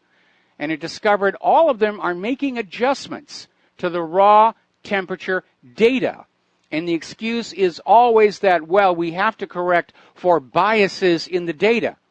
Well, if you're just reading a thermometer, where is the bias? And the study found that all of these adjustments to correct for the bias were always toward the warmer end. And these adjustments by these government agencies account for nearly all of the claimed warming in the recent climate data. They're still fudging the records out there. over at Breitbart.com. They've got Dillingpole out there saying exactly the same thing. If you look at the way they're handling the data, they are still handling the data. They're rigging it. They're still trying to sell you that humans are warming the earth. We'll be right back after station break. And aloha, America. Welcome back to our show. Hour number 3. The phone lines are open, 800-313-9443. Just feel free to call on in with your comments and questions and so forth as we get to the bottom of the show today here. So we're talking about climate fakery, hoaxery, and again, the data you are being shown by the corporate media to prove that you, icky-poo human beings, are warming the planet. It's all fraud. It's all a fake. And every time you try and go back to the original raw data sets, they throw roadblocks in the way. At Hadley Climate Research Unit, which had the data on which Michael Mann supposedly based his hockey stick, their excuse was they didn't have enough room for the raw data on the computer, so they had just thrown it away. Well, I mean, come on. How much is a USB hard drive? You can get them terabyte sizes for a couple of $100. And again, all of this behavior by the global warming adherents is at odds with scientific method. And scientific method exists because scientists recognize that they are frail, fallible, corruptible human beings. And so scientific method is a set of procedures that are followed to take that corruptible human element out of the process. And one of those key principles is reproducibility. If you conduct an experiment and you write a paper about it, I should be able to read your paper, conduct the exact same experiment, and reproduce the result. If I cannot reproduce the result, there's a problem somewhere. If somebody is out there saying the world is warming and I can't show you the raw data so you can verify it for yourself, there's a real problem out there. Now, on that issue of corruptible science, there's been this series, I think it's coming to an end, called Genius, about Albert Einstein, which has actually been a very accurate telling of both the ups and downs of his life, including his private life, which was less than wonderful. But he has this nemesis in there who is out there just absolutely trying to claim that relativity is a fantasy, not on the basis of having actually gone in and found problems with the equations, but because of just personal animosity. So that stuff really happens, and that's why we have scientific method. And anybody who's not following scientific method, you know there's a problem. What's going on is religion is failing as a controller of the people. In the good old days, the king would share what he wanted to do with the priests, and the priests would turn around and say, God wants you all to do what the king desires. And the masses would say, oh, yes, we dare not oppose the gods. Well, that doesn't really work all that well anymore. More and more people don't have faith. They don't believe in the imaginary playmates in the sky. And so governments are now turning to scientists. So you've got this guy up there, and instead of a white priest's robe, he's wearing a white lab coat. Instead of the Bible, he's holding a clipboard. And he's saying the same thing. You know, just take my word for it and believe what the ruler wants you to believe. And the masses say, oh, we dare not go up against the word of science. They're using science like it's another religion, and it isn't. The two are, in fact, completely opposite. But that's what's going on. And this idea that all of climate change is the fault of humans is, of course, completely nonsense. And apparently scientists from the University of Exeter went over to study the environmental effects caused by the Holuhraun eruption in Iceland in 2014 and 2015. And they discovered that one single eruption put out more aerosols, sulfur dioxide, than all of the 28 countries in Europe combined. And that is the reality. Geothermal puts more of these greenhouse gases out there than all the human activity. You want to know what's really funny? One of the places where they measure CO2 content of the atmosphere that Al Gore has relied on very heavily over the years is down on the Big Island, on the top of the Mauna Loa volcano. Now, that Mauna Loa peak is upslope from the active volcano fields down at Kilauea, Chain of Craters Road, all the way down into the ocean under to Loihi. That's where the hot spot is right now. What do volcanoes emit? Carbon dioxide. So, does it make sense to be measuring atmospheric carbon dioxide on the top of a volcano that is pouring carbon dioxide into the atmosphere? Not really. But they go where the data is going to go. Remember how they were claiming budgetary constraints? They were shutting down temperature monitoring stations in all the rural, cooler areas where the abundance of green plants were absorbing sunlight, using it to photosynthesize. And rural areas are always cooler than the urban environment, which is all concrete and asphalt, and the sunlight gets reflected back and converted to heat. It's called the urban heat island effect. And they wanted the temperatures to go up, so they stopped measuring temperatures where the temperatures were cooler. It's a scam. It's just been a scam. All right, we're going to say hello to our on-air affiliates who are just now rejoining our network. We're talking about the global warming hoax, various other things here. And that's what it was. It was a hoax. It still is a hoax. They're still pushing it. We seem to have a nation of the scammers, by the scammers, and for the scammers. So as Keith from Montana mentioned, they had a pretty solid earthquake up there in Montana. And it was felt 30 miles away, actually further than that. We're getting reports. It was a 5.8 earthquake, which is very unusual for that part of the country. Down in Los Angeles, 5.8, that's okay. But this was 6 miles southeast of Lincoln, and they had an aftershock of 4.9. And followed by another series of 7 other smaller quakes, magnitude 3 to 4, so forth and so on. Now, the epicenters of all these quakes are about 150 miles northwest of the Yellowstone supervolcano. But you've probably heard over the last couple of weeks that there's been a swarm of something like 800 little tiny earthquakes, all in an area to the northwest of the Yellowstone caldera. And if you start at the Yellowstone caldera heading northwest, that area with the quake swarm is on the same bearing as the big quake in Montana this morning. So a lot of people are getting very nervous. Nobody's actually documented a supervolcano eruption in human history. We know they've happened, but the people who were really close to them didn't file a report. And so they don't know how much warning there could be if there's a supervolcano eruption. And they're a little bit nervous about that, because supervolcanoes, those are really serious events. We're talking about something on the order of 20 to 100 times the size of Mount St. Helens. And we all remember what Mount St. Helens looked like. Yellowstone is not the only area of concern, because over in Campi Flegrei, which is in the Mediterranean near to Naples, there's another submerged supervolcano that scientists seem to, they're alarmed. It's showing a lot more activity.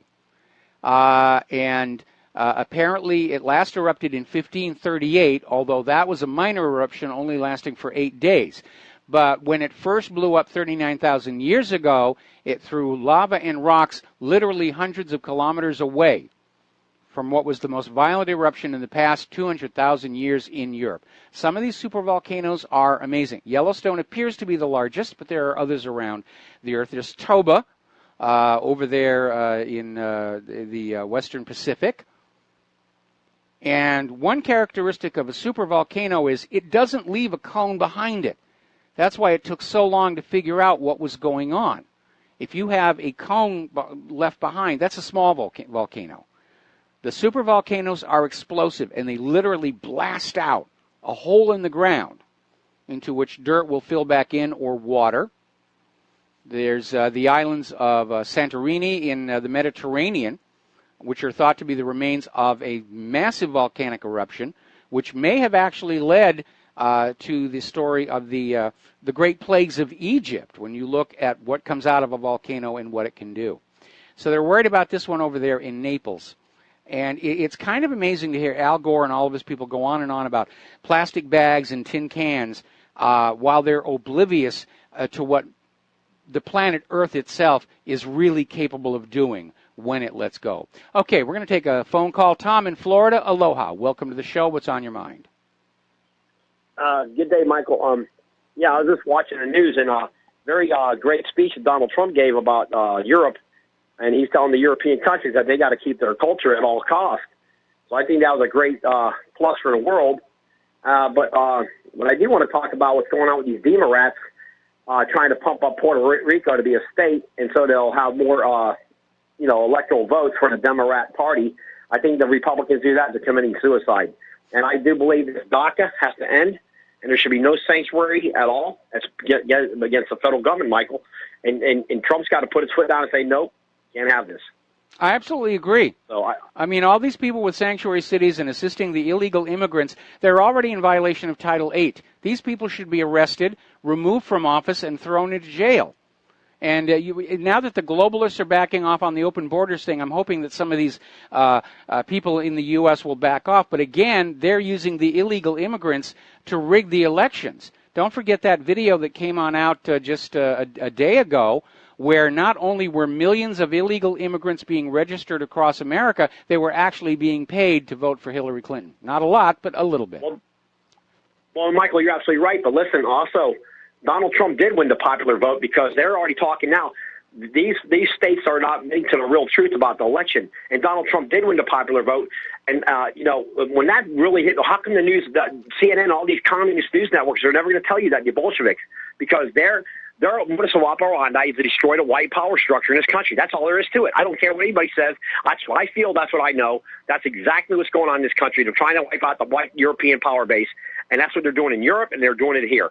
And they're trying to do a great job of it, but unfortunately, people woke up en masse because of the Internet. And you know what, Michael? It ain't going to stop it now because they can't put the genie back in the bottle. And you know what?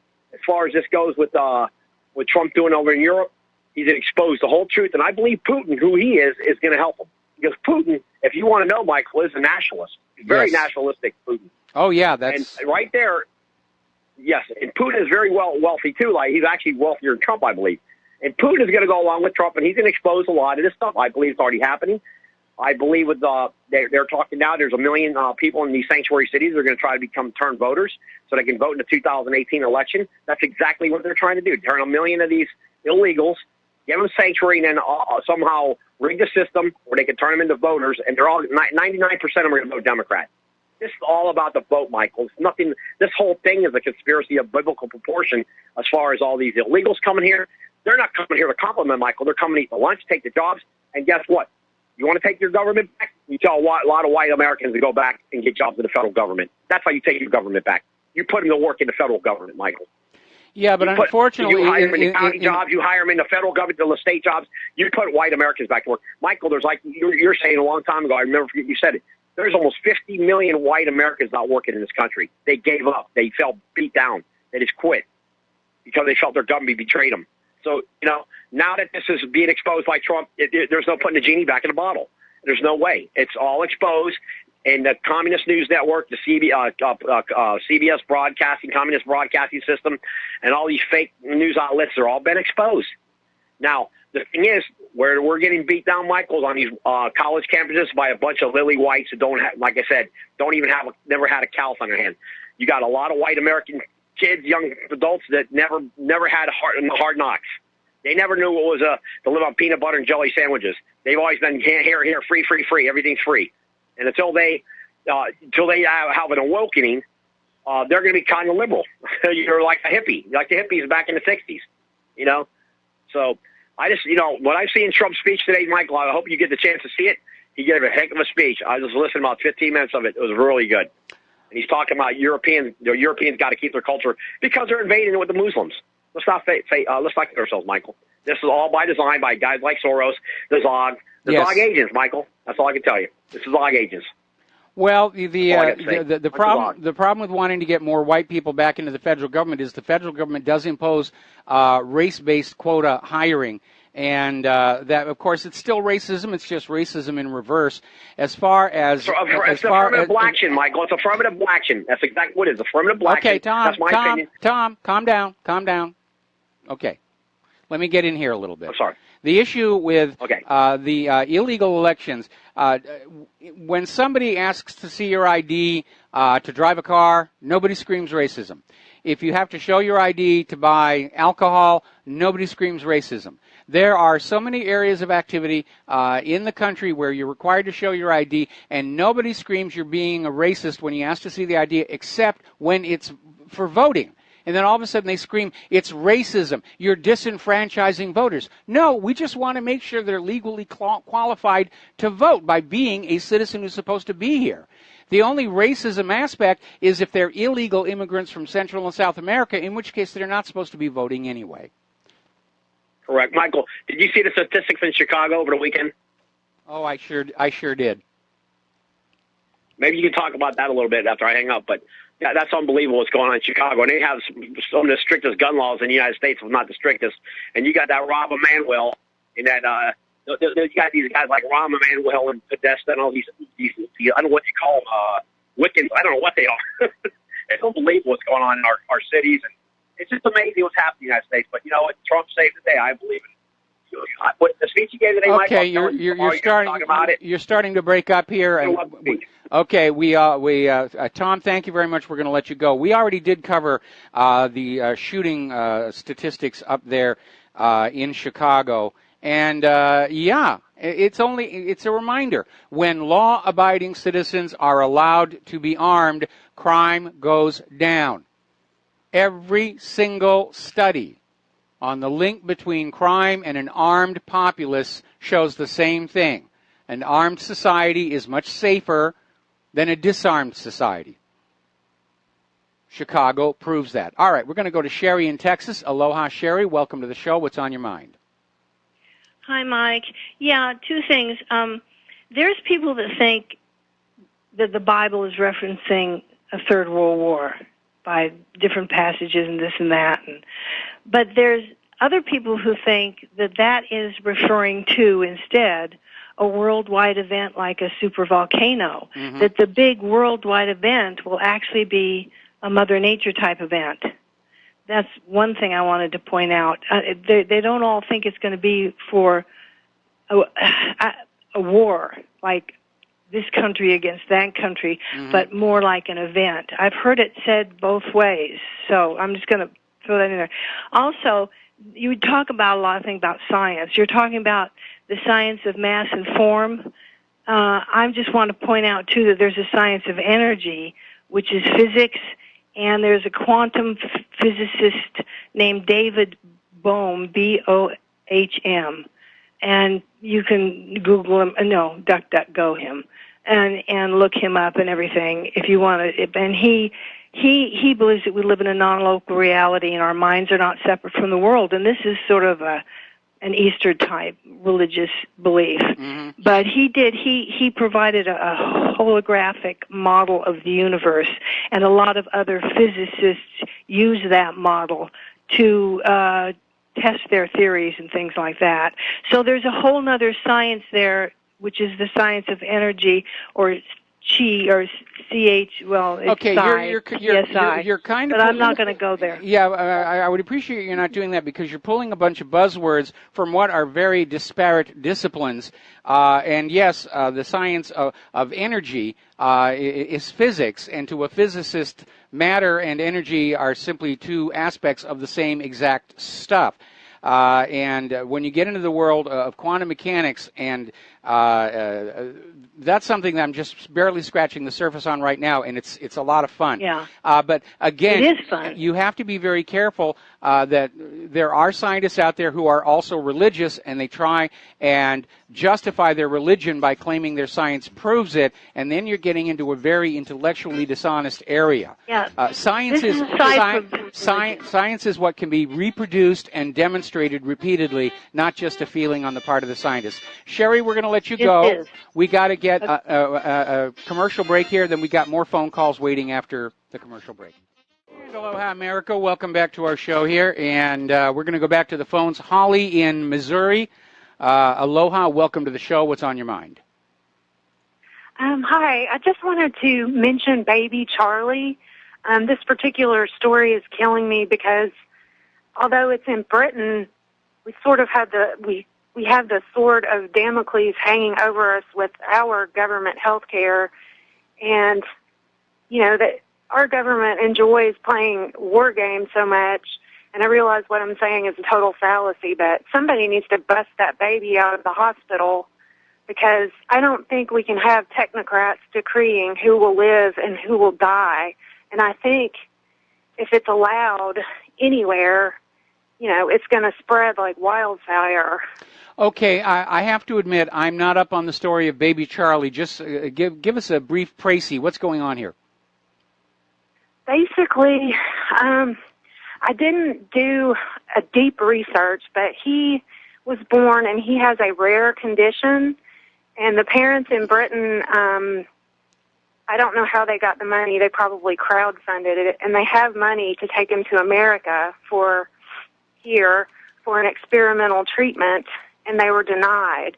The Pope offered to do treatment as well in Italy. That was just denied today. And they say that the baby must die. And I just wanted to mention that because I don't want to go down that road. Period. End of discussion. I was damaged by a defective product myself. Managed to get myself to 85% of my capacity. Was damaged by more defective humans with MD behind their name. And I have no respect at this point. I do understand, the scientific method, but I don't think it's been being followed. With regard to what? Much of anything, quite frankly. Well, I I would agree with you on that, but it seemed like a kind of a broad generalization. I'm looking at a story here right now where basically the European Court of Human Rights is basically saying the hospital can discontinue life support for this baby, and apparently it's going to be switched off tomorrow. Apparently the Pope is issuing a Vatican passport so the parents can try and get this kid down there. But it's turning into a big, big controversy. And I wish it was a black and white issue, but the question is the baby viable? I mean, is it going to someday be able to survive off the life support? And if the answer is no, then what kind of a life can he look at? And it's a complex issue. It's like all these people are kept in persistent vegetative states as long as the money holds up. But I disagree. I think it's a slippery slope. Basically, they have the money, and it's their child, and if they want to do an experimental treatment, if you live in a free world, they can do it. And also, I don't recall which state, but there's at least one state in the country that has the insurance company is trying to deny treatment for people who are terminally ill. And I also think if you're an adult and you want treatment for your terminal illness, I think you have the right to do that, and they're already trying to shut that off. And I'm sorry I can't name the state. I think it's a slippery. It is, and I know there was this big stink about a month ago where these health insurance providers were prevailing on the doctors to recommend euthanasia to extremely aged patients or those with a terminal disease as a cost-saving measure. Well, I just wanted to say that I think that I got hurt by people who were playing God, and I think in some cases they bought into products without using their brains that were prepackaged that should have never been allowed into the market. And I don't think that playing God ever got, and also not fully, there's a lot of stuff going on that involves slick marketing without actually giving people all the facts before they use something. And they also don't. And now the FDA is already talking about they're going to end those little warnings on the TV commercials for prescription medication at the end. You know, use of this medication can cause these. Those are going to go away on the assumption that nobody's paying attention to them anyway, which is nonsense. It's just all about protecting the profits of the pharmaceutical industry. Holly, we're going to have to let you go. Got to take a break for commercials. Got more callers waiting on the line when we get back. Aloha, America. Welcome to our show here. We're going to go back to the telephones now to James in Portland. Aloha, James. Welcome to the show. What's on your mind? Yes. Yesterday, one of your callers brought up platinum and fuel cells. Yes. And I just wanted to make a comment on the progress that's been made. The original fuel cell cars by the major Japanese companies used about 90 grams or 3 ounces of platinum. The latest cars that are now driving around California are using around 30 grams or 1 ounce of platinum. And the next generation stacks that are under development by GM and Honda, who have partnered, are said to use only 5 to 7 grams, which is about the same that's in every catalytic converter in every petrol car on the market. Well, that would certainly explain the drop in demand and price for platinum then. And also, the tanks, you were concerned about the storage of gaseous hydrogen, and these tanks that are now storing hydrogen for these fuel cell cars that are driving around California have been tested, and they require a 50 caliber bullet just to pierce them. I think you'd be quite amazed. You can see videos and get more information on. There's a video of this exact experiment on YouTube. And also, I wanted to bring up the fact that before you go any further on that one, my issue was not gaseous hydrogen. We know that can be kept contained in a tank. It was if they were going with a cryogenic hydrogen, that is much more difficult to contain in any kind of a tank. I see. All the cars right now are using gaseous hydrogen at 10,000 psi, and I also wanted to bring up the fact that Germany right now it's already undergone testing, and they're building hydrogen trains. They don't need a pantograph or overhead wires or any of that stuff, and they plan to have these on the rails transporting people at the end of this year or early next year, as many as 40 of them, and that's to go with their hydrogen submarine that they've already got. And they're also working on hydrogen airplanes.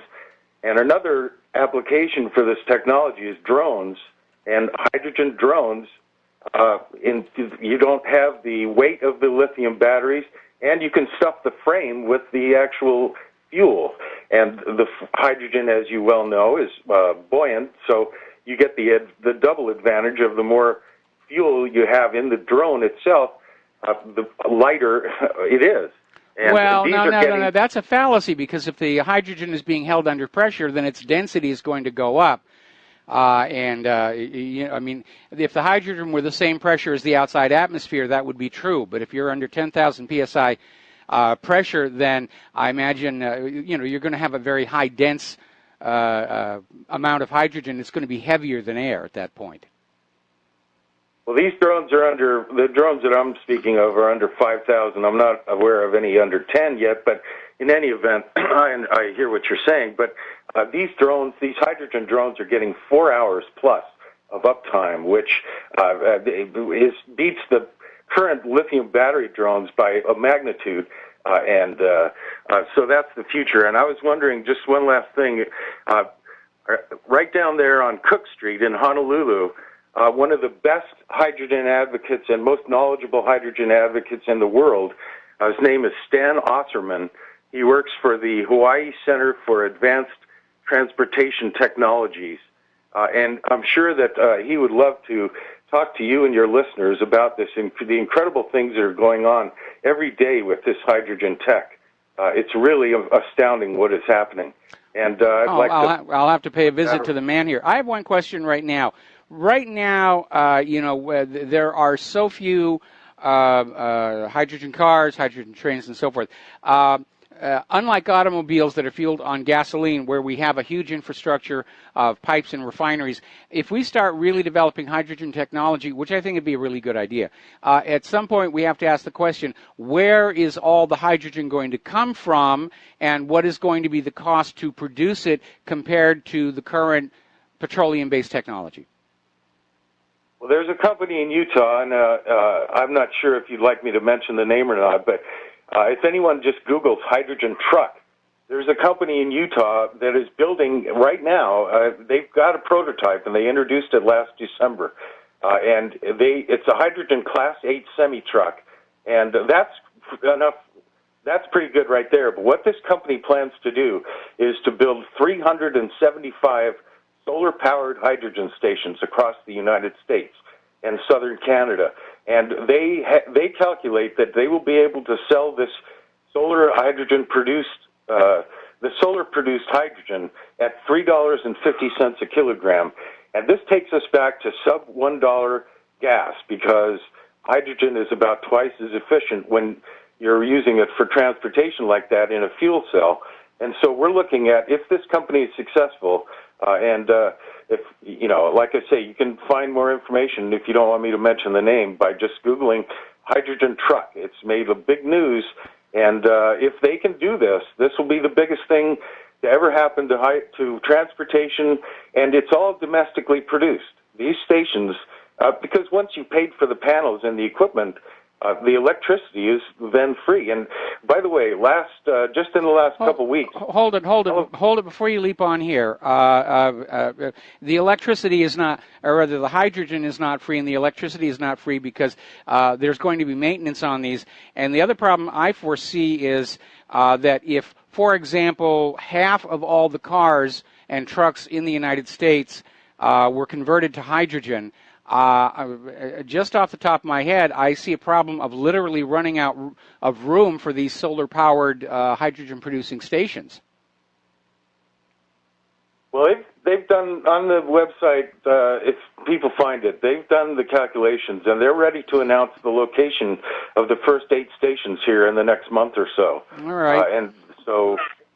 this is going to be astounding, and I understand your point about it not being free, but once the equipment is paid for, the electricity that comes out of those panels is effectively free. And California, in the last week, this is in the LA Times, California solar plants produce so much power that California had to pay Arizona to take the excess. And so instead of paying another state to take this excess, they're working so well. I don't know if when the last time you drove up through the Central Valley of California, but it's changed a lot, and there's a lot of solar plants there. And so instead of paying another state to take this excess energy, you crank up electrolyzers and you make hydrogen with it. Before I understand, you've got to let me go, but I'd like to really, this gentleman's name is Stan Osserman, and he's got plenty of videos. All you have to do is search Stan Osserman Hydrogen, and you can see him, and he'd love to come on your show and talk to your listeners. I think you'd really be amazed. He's much more knowledgeable than I am about this stuff, and he's hands-on right down there on Cook Street in Honolulu, and he really could, I think you'd find what he has to say very interesting. Well, I'm certainly going to look them up, and in the long run, I think hydrogen power or electric power is going to be the way to go. The problem is that every time we hear about one of these wonderful ideas, there's always a big gaping hole, and that is on the front end of, providing the raw materials on a scale sufficient to support a society of our size. And every time somebody talks about we can solve all of our problems with solar cells, the first thing I start thinking about is the solar cell footprint and, how much room are we really going to have? Because the more solar cells you put on up, then you're blocking light that's getting to the ground, and that's going to have an impact on agriculture and so forth. So anyway, I will look them up, and yes, I do need to let you go because we're running out of time here, and we're going to switch over here to James in Atlanta. James, thank you for waiting so patiently. What's on your mind today? Mike, I had a question about the voter ID. There's 2 questions. If you are aware of how many people actually don't have an ID in America, and then if it's a real problem, why hasn't any of the politicians done any type of seminars or anything to help people get an ID. They always bring up the fact that people that are having a hard time voting, but you never see them, trying to solve problems and help people without an ID get one. So. Well, I mean, it's not that difficult. I mean, here in the state of Hawaii, I think the thing is, it's true in every one of the states. Even if you're not going to drive, the state will give you a state-approved ID card where you go on in, prove who you are, prove that you're a legal American citizen. You get a plastic card that will be what you show to buy alcohol, so forth and so on. So I don't understand this idea about why it's difficult to get an ID card. It really isn't if you are a legal American citizen. If you're not a legal American citizen, then it is a problem to get an ID card, and you shouldn't have one. But none of the politicians that always bring that point, are you aware that they've ever tried to solve that problem and try to help people that are disenfranchised? It just seems like they bring the point, but they haven't tried to solve it. No, what they're trying to do is get rid of the requirement for a voter ID so they can use people who are not legally entitled to vote to swing the outcome of an election, as happened last year. So it seems like they're really not trying to fix the problem. They're just trying to drive a wedge. No, they're not trying to fix the problem. To some extent, we have to understand that a large number of people who are holding political office in this country are holding it because the system is crooked and easy to rig. They're not going to want to change a darn thing, or they'll be out of a job next election. I just feel sorry for anybody that doesn't have an ID, and it seemed like if they really cared about it, they would try to help straighten it out. Okay. All right. Well, listen, thank you very much for that. And real quick, I'm looking at my email. Somebody wrote on in and corrected me regarding the skiing on July 4th. Apparently, it has happened before on Mammoth Mountain. Rarely. It's only Tahoe where it was the first time in history. Somebody else wrote in to say that they're able to achieve better storage of hydrogen at much lower pressures using metal hydride than the normal high-pressure vessels. And, yeah, that's all well and good. But, again, the front end, how do you produce the hydrogen in enough volume to service all of the transportation needs of an entire country? That's a big question mark for me. Now, if we could accomplish fusion power, then the solution is obvious. We take those offshore oil drilling platforms, we put fusion reactors on the top of them, suck up the seawater, break it into hydrogen and oxygen, problem solved. That would be a way to go. All right, we're going to take another phone call. Steve in California, aloha. Welcome to the show. What's on your mind? It's the Breitbart article on manipulating the data, adjusting the temperatures, of course, to skew towards warming and their agenda. And actually what that is, of course, we know that's not scientific method, but that's definitely the opposite. It's propaganda. What that actually is political science. In a different aspect of political science. That's exactly what that is. It's adjusting, that's political science for their agenda. And a comment to Holly there, she's got a big heart, I can tell, but I can tell you my experience in medicine, 23 years, ICU, she talks about playing God. We're playing God when we don't allow God to take the patient away quite often. I've seen so many patients vegetative, and we have quite a team of people that come to the family and tell them the status, and they don't want to listen a lot of times. So we give them time to kind of absorb all the information. And at some point in time, we've done the apnea testing on the ventilator, and we've done EEGs and checked the amplitude, and cold caloric testing to check brainstem activity. We've done everything. We've got a whole protocol to pretty much indicate, vegetative state. And at some point in time, when families say, no, I want everything done still, you talk about quality versus quantity. If your heart can still keep beating, but you're vegetative in your mind, your head, your neurostatus vegetative, that's a really sad thing to see happen, and people live the rest of their lives in a vegetative state in a nursing home, getting bed sores, urinary tract infections, sepsis, and then they find basically pneumonias and dying. It's a very, very bad way to go. So I say when she's talking about playing God, I think we go a little ways out to give it time, and then we finally say, well, it is what it is. We're sorry, but this is the current situation. And then we take it to an ethics committee, and the ethics committee looks it over, and there's a lot of physicians on there, and they look over all the data, everything, and then they present it again to the family. And then, the family says, I still want everything done. Quite often times we'll do, but then we'll stabilize, and then we'll find some kind of skilled nursing facility that will take the patient if they're on a ventilator, and they'll live the rest of their lives out in a nursing home and to die there at the nursing home in a very bad situation. And sometimes we've actually, they've taken to court to say, you need to stop. You really do.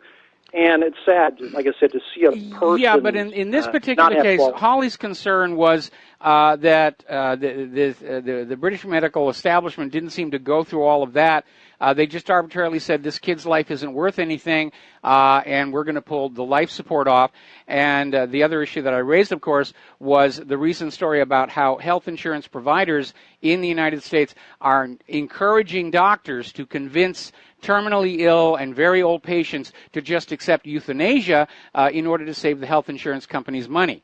And it seems like the playing of God is going a little bit in both directions. And obviously, if you are getting on in years, you should write out a living will that says what you want done. We discovered here in Hawaii, for example, I always joke about donating my body to medical science because medical students can always use a good laugh. And I found out that if I had died when I had my recent illness, Claire would not have been able to do that. They would have forced her to just get a regular conventional funeral, which is hideously expensive. We don't have that kind of money.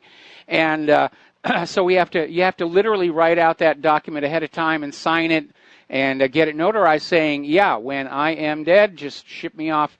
You reuse my organs if any of them are still viable, and ship the rest over to a medical school, and they'll stuff me and mount me in a pose that represents my natural environment, with all these blown-out computers all around my feet or something. Well, Mike, you'd be really surprised how many people will step in, even when you have a DNR, do not resuscitate order, and a family member, you'll have 5 people in a family, and everybody's on board to say, okay, we're going to recognize Dad's wishes, and you have that one person that doesn't and fights it, and the whole system gets tossed into legalities. It's terrible. And we never get to follow through right away with the wishes of the patient. It's really bad. It's not as cut and dry as you think it is. Unfortunately, it should be. The wishes. No, should be I know it isn't because not. I've seen it up close and personal myself a couple of times, and it's one of the reasons why I'm glad I didn't go into the medical profession. I don't have the emotionality for it. The first time I lost a patient, that would be it. I'd be out. And that's where I would be with that. Much better to be an astronomer. If a star dies, who cares, right? I agree. Okay. All right, listen. Hey, thanks, Michael. We got to take a break for commercials. We'll be right back after these few words. Aloha, America. Welcome back to the last segment of our program today on this Thursday, and we've got a couple of stories from the world of computers before we sign off. Apparently, this most recent ransomware attack that went all over the place was, in fact, hitting hospitals. It hit 2 hospitals in Pennsylvania, shut down the computer network at a hospital in West Virginia. Surgeries had to be delayed. Their computer networks were destroyed. I mean, we're talking about people's lives at risk from all of this ransomware, and absolutely nothing whatsoever from the NSA about any of this stuff. Meanwhile, of course, NATO is still out there insisting that this most recent ransomware was not really ransomware, but a cyber attack by a state sponsor, and they're promising retaliation. We all know who they're going to blame for this. Even though the ransomware emerged out of Ukraine, they're going to say, somehow it's Russia, somehow it's Russia. Now, if you have an Android device, you need to be aware there is a new malware out there called Copycat. It disguises itself as a popular Android app that you download from third-party stores. And once downloaded, the malware starts collecting data about the infected device and downloads rootkits to help root these Android smartphones. And it deliberately removes all the security defenses from the device and injects code into the Zygote app launching process to fraudulently install apps and display ads and generate revenue. So this is really epidemic out there. And for example, on my website, there are 3 pop-unders. If you're getting pop-overs and you're getting a lot more ads, then you've got one of these devices out there. And what's really amazing is how many people are willing to advertise with these essentially criminal operations who are making money off of other people's work, other people's websites. But we become a nation of the scammers, by the scammers, and for the scammers. And nothing illustrates that more than apparently how the lotteries have been exposed as rigged in Wisconsin, Colorado, Kansas, and Oklahoma. And they're talking about this one individual who managed to win $783,000 in payouts and then went on this financial thing to basically shelter it from taxes and ultimately scammed the U.S. government for $150,000 and $36,000 more from Wisconsin in tax refunds on the lottery payout. And to get the payout, he had this programmer, Eddie Tipson, who's former security director for the Multi-State Lottery Association, rigged the December 29th, 2007 Megabucks lottery. It's all a fake and a fraud. And speaking of which, Google is spending $800,000 on a bot system to provide 20,000 articles a month, 30,000 articles automated to local newspapers and bloggers. They're just going to churn out the fill so they don't have to report on any kind of the real news out there. And finally, apparently Facebook has 83 million fake users, about 8.7 of all active accounts. There's the music. Time for me to get out of here.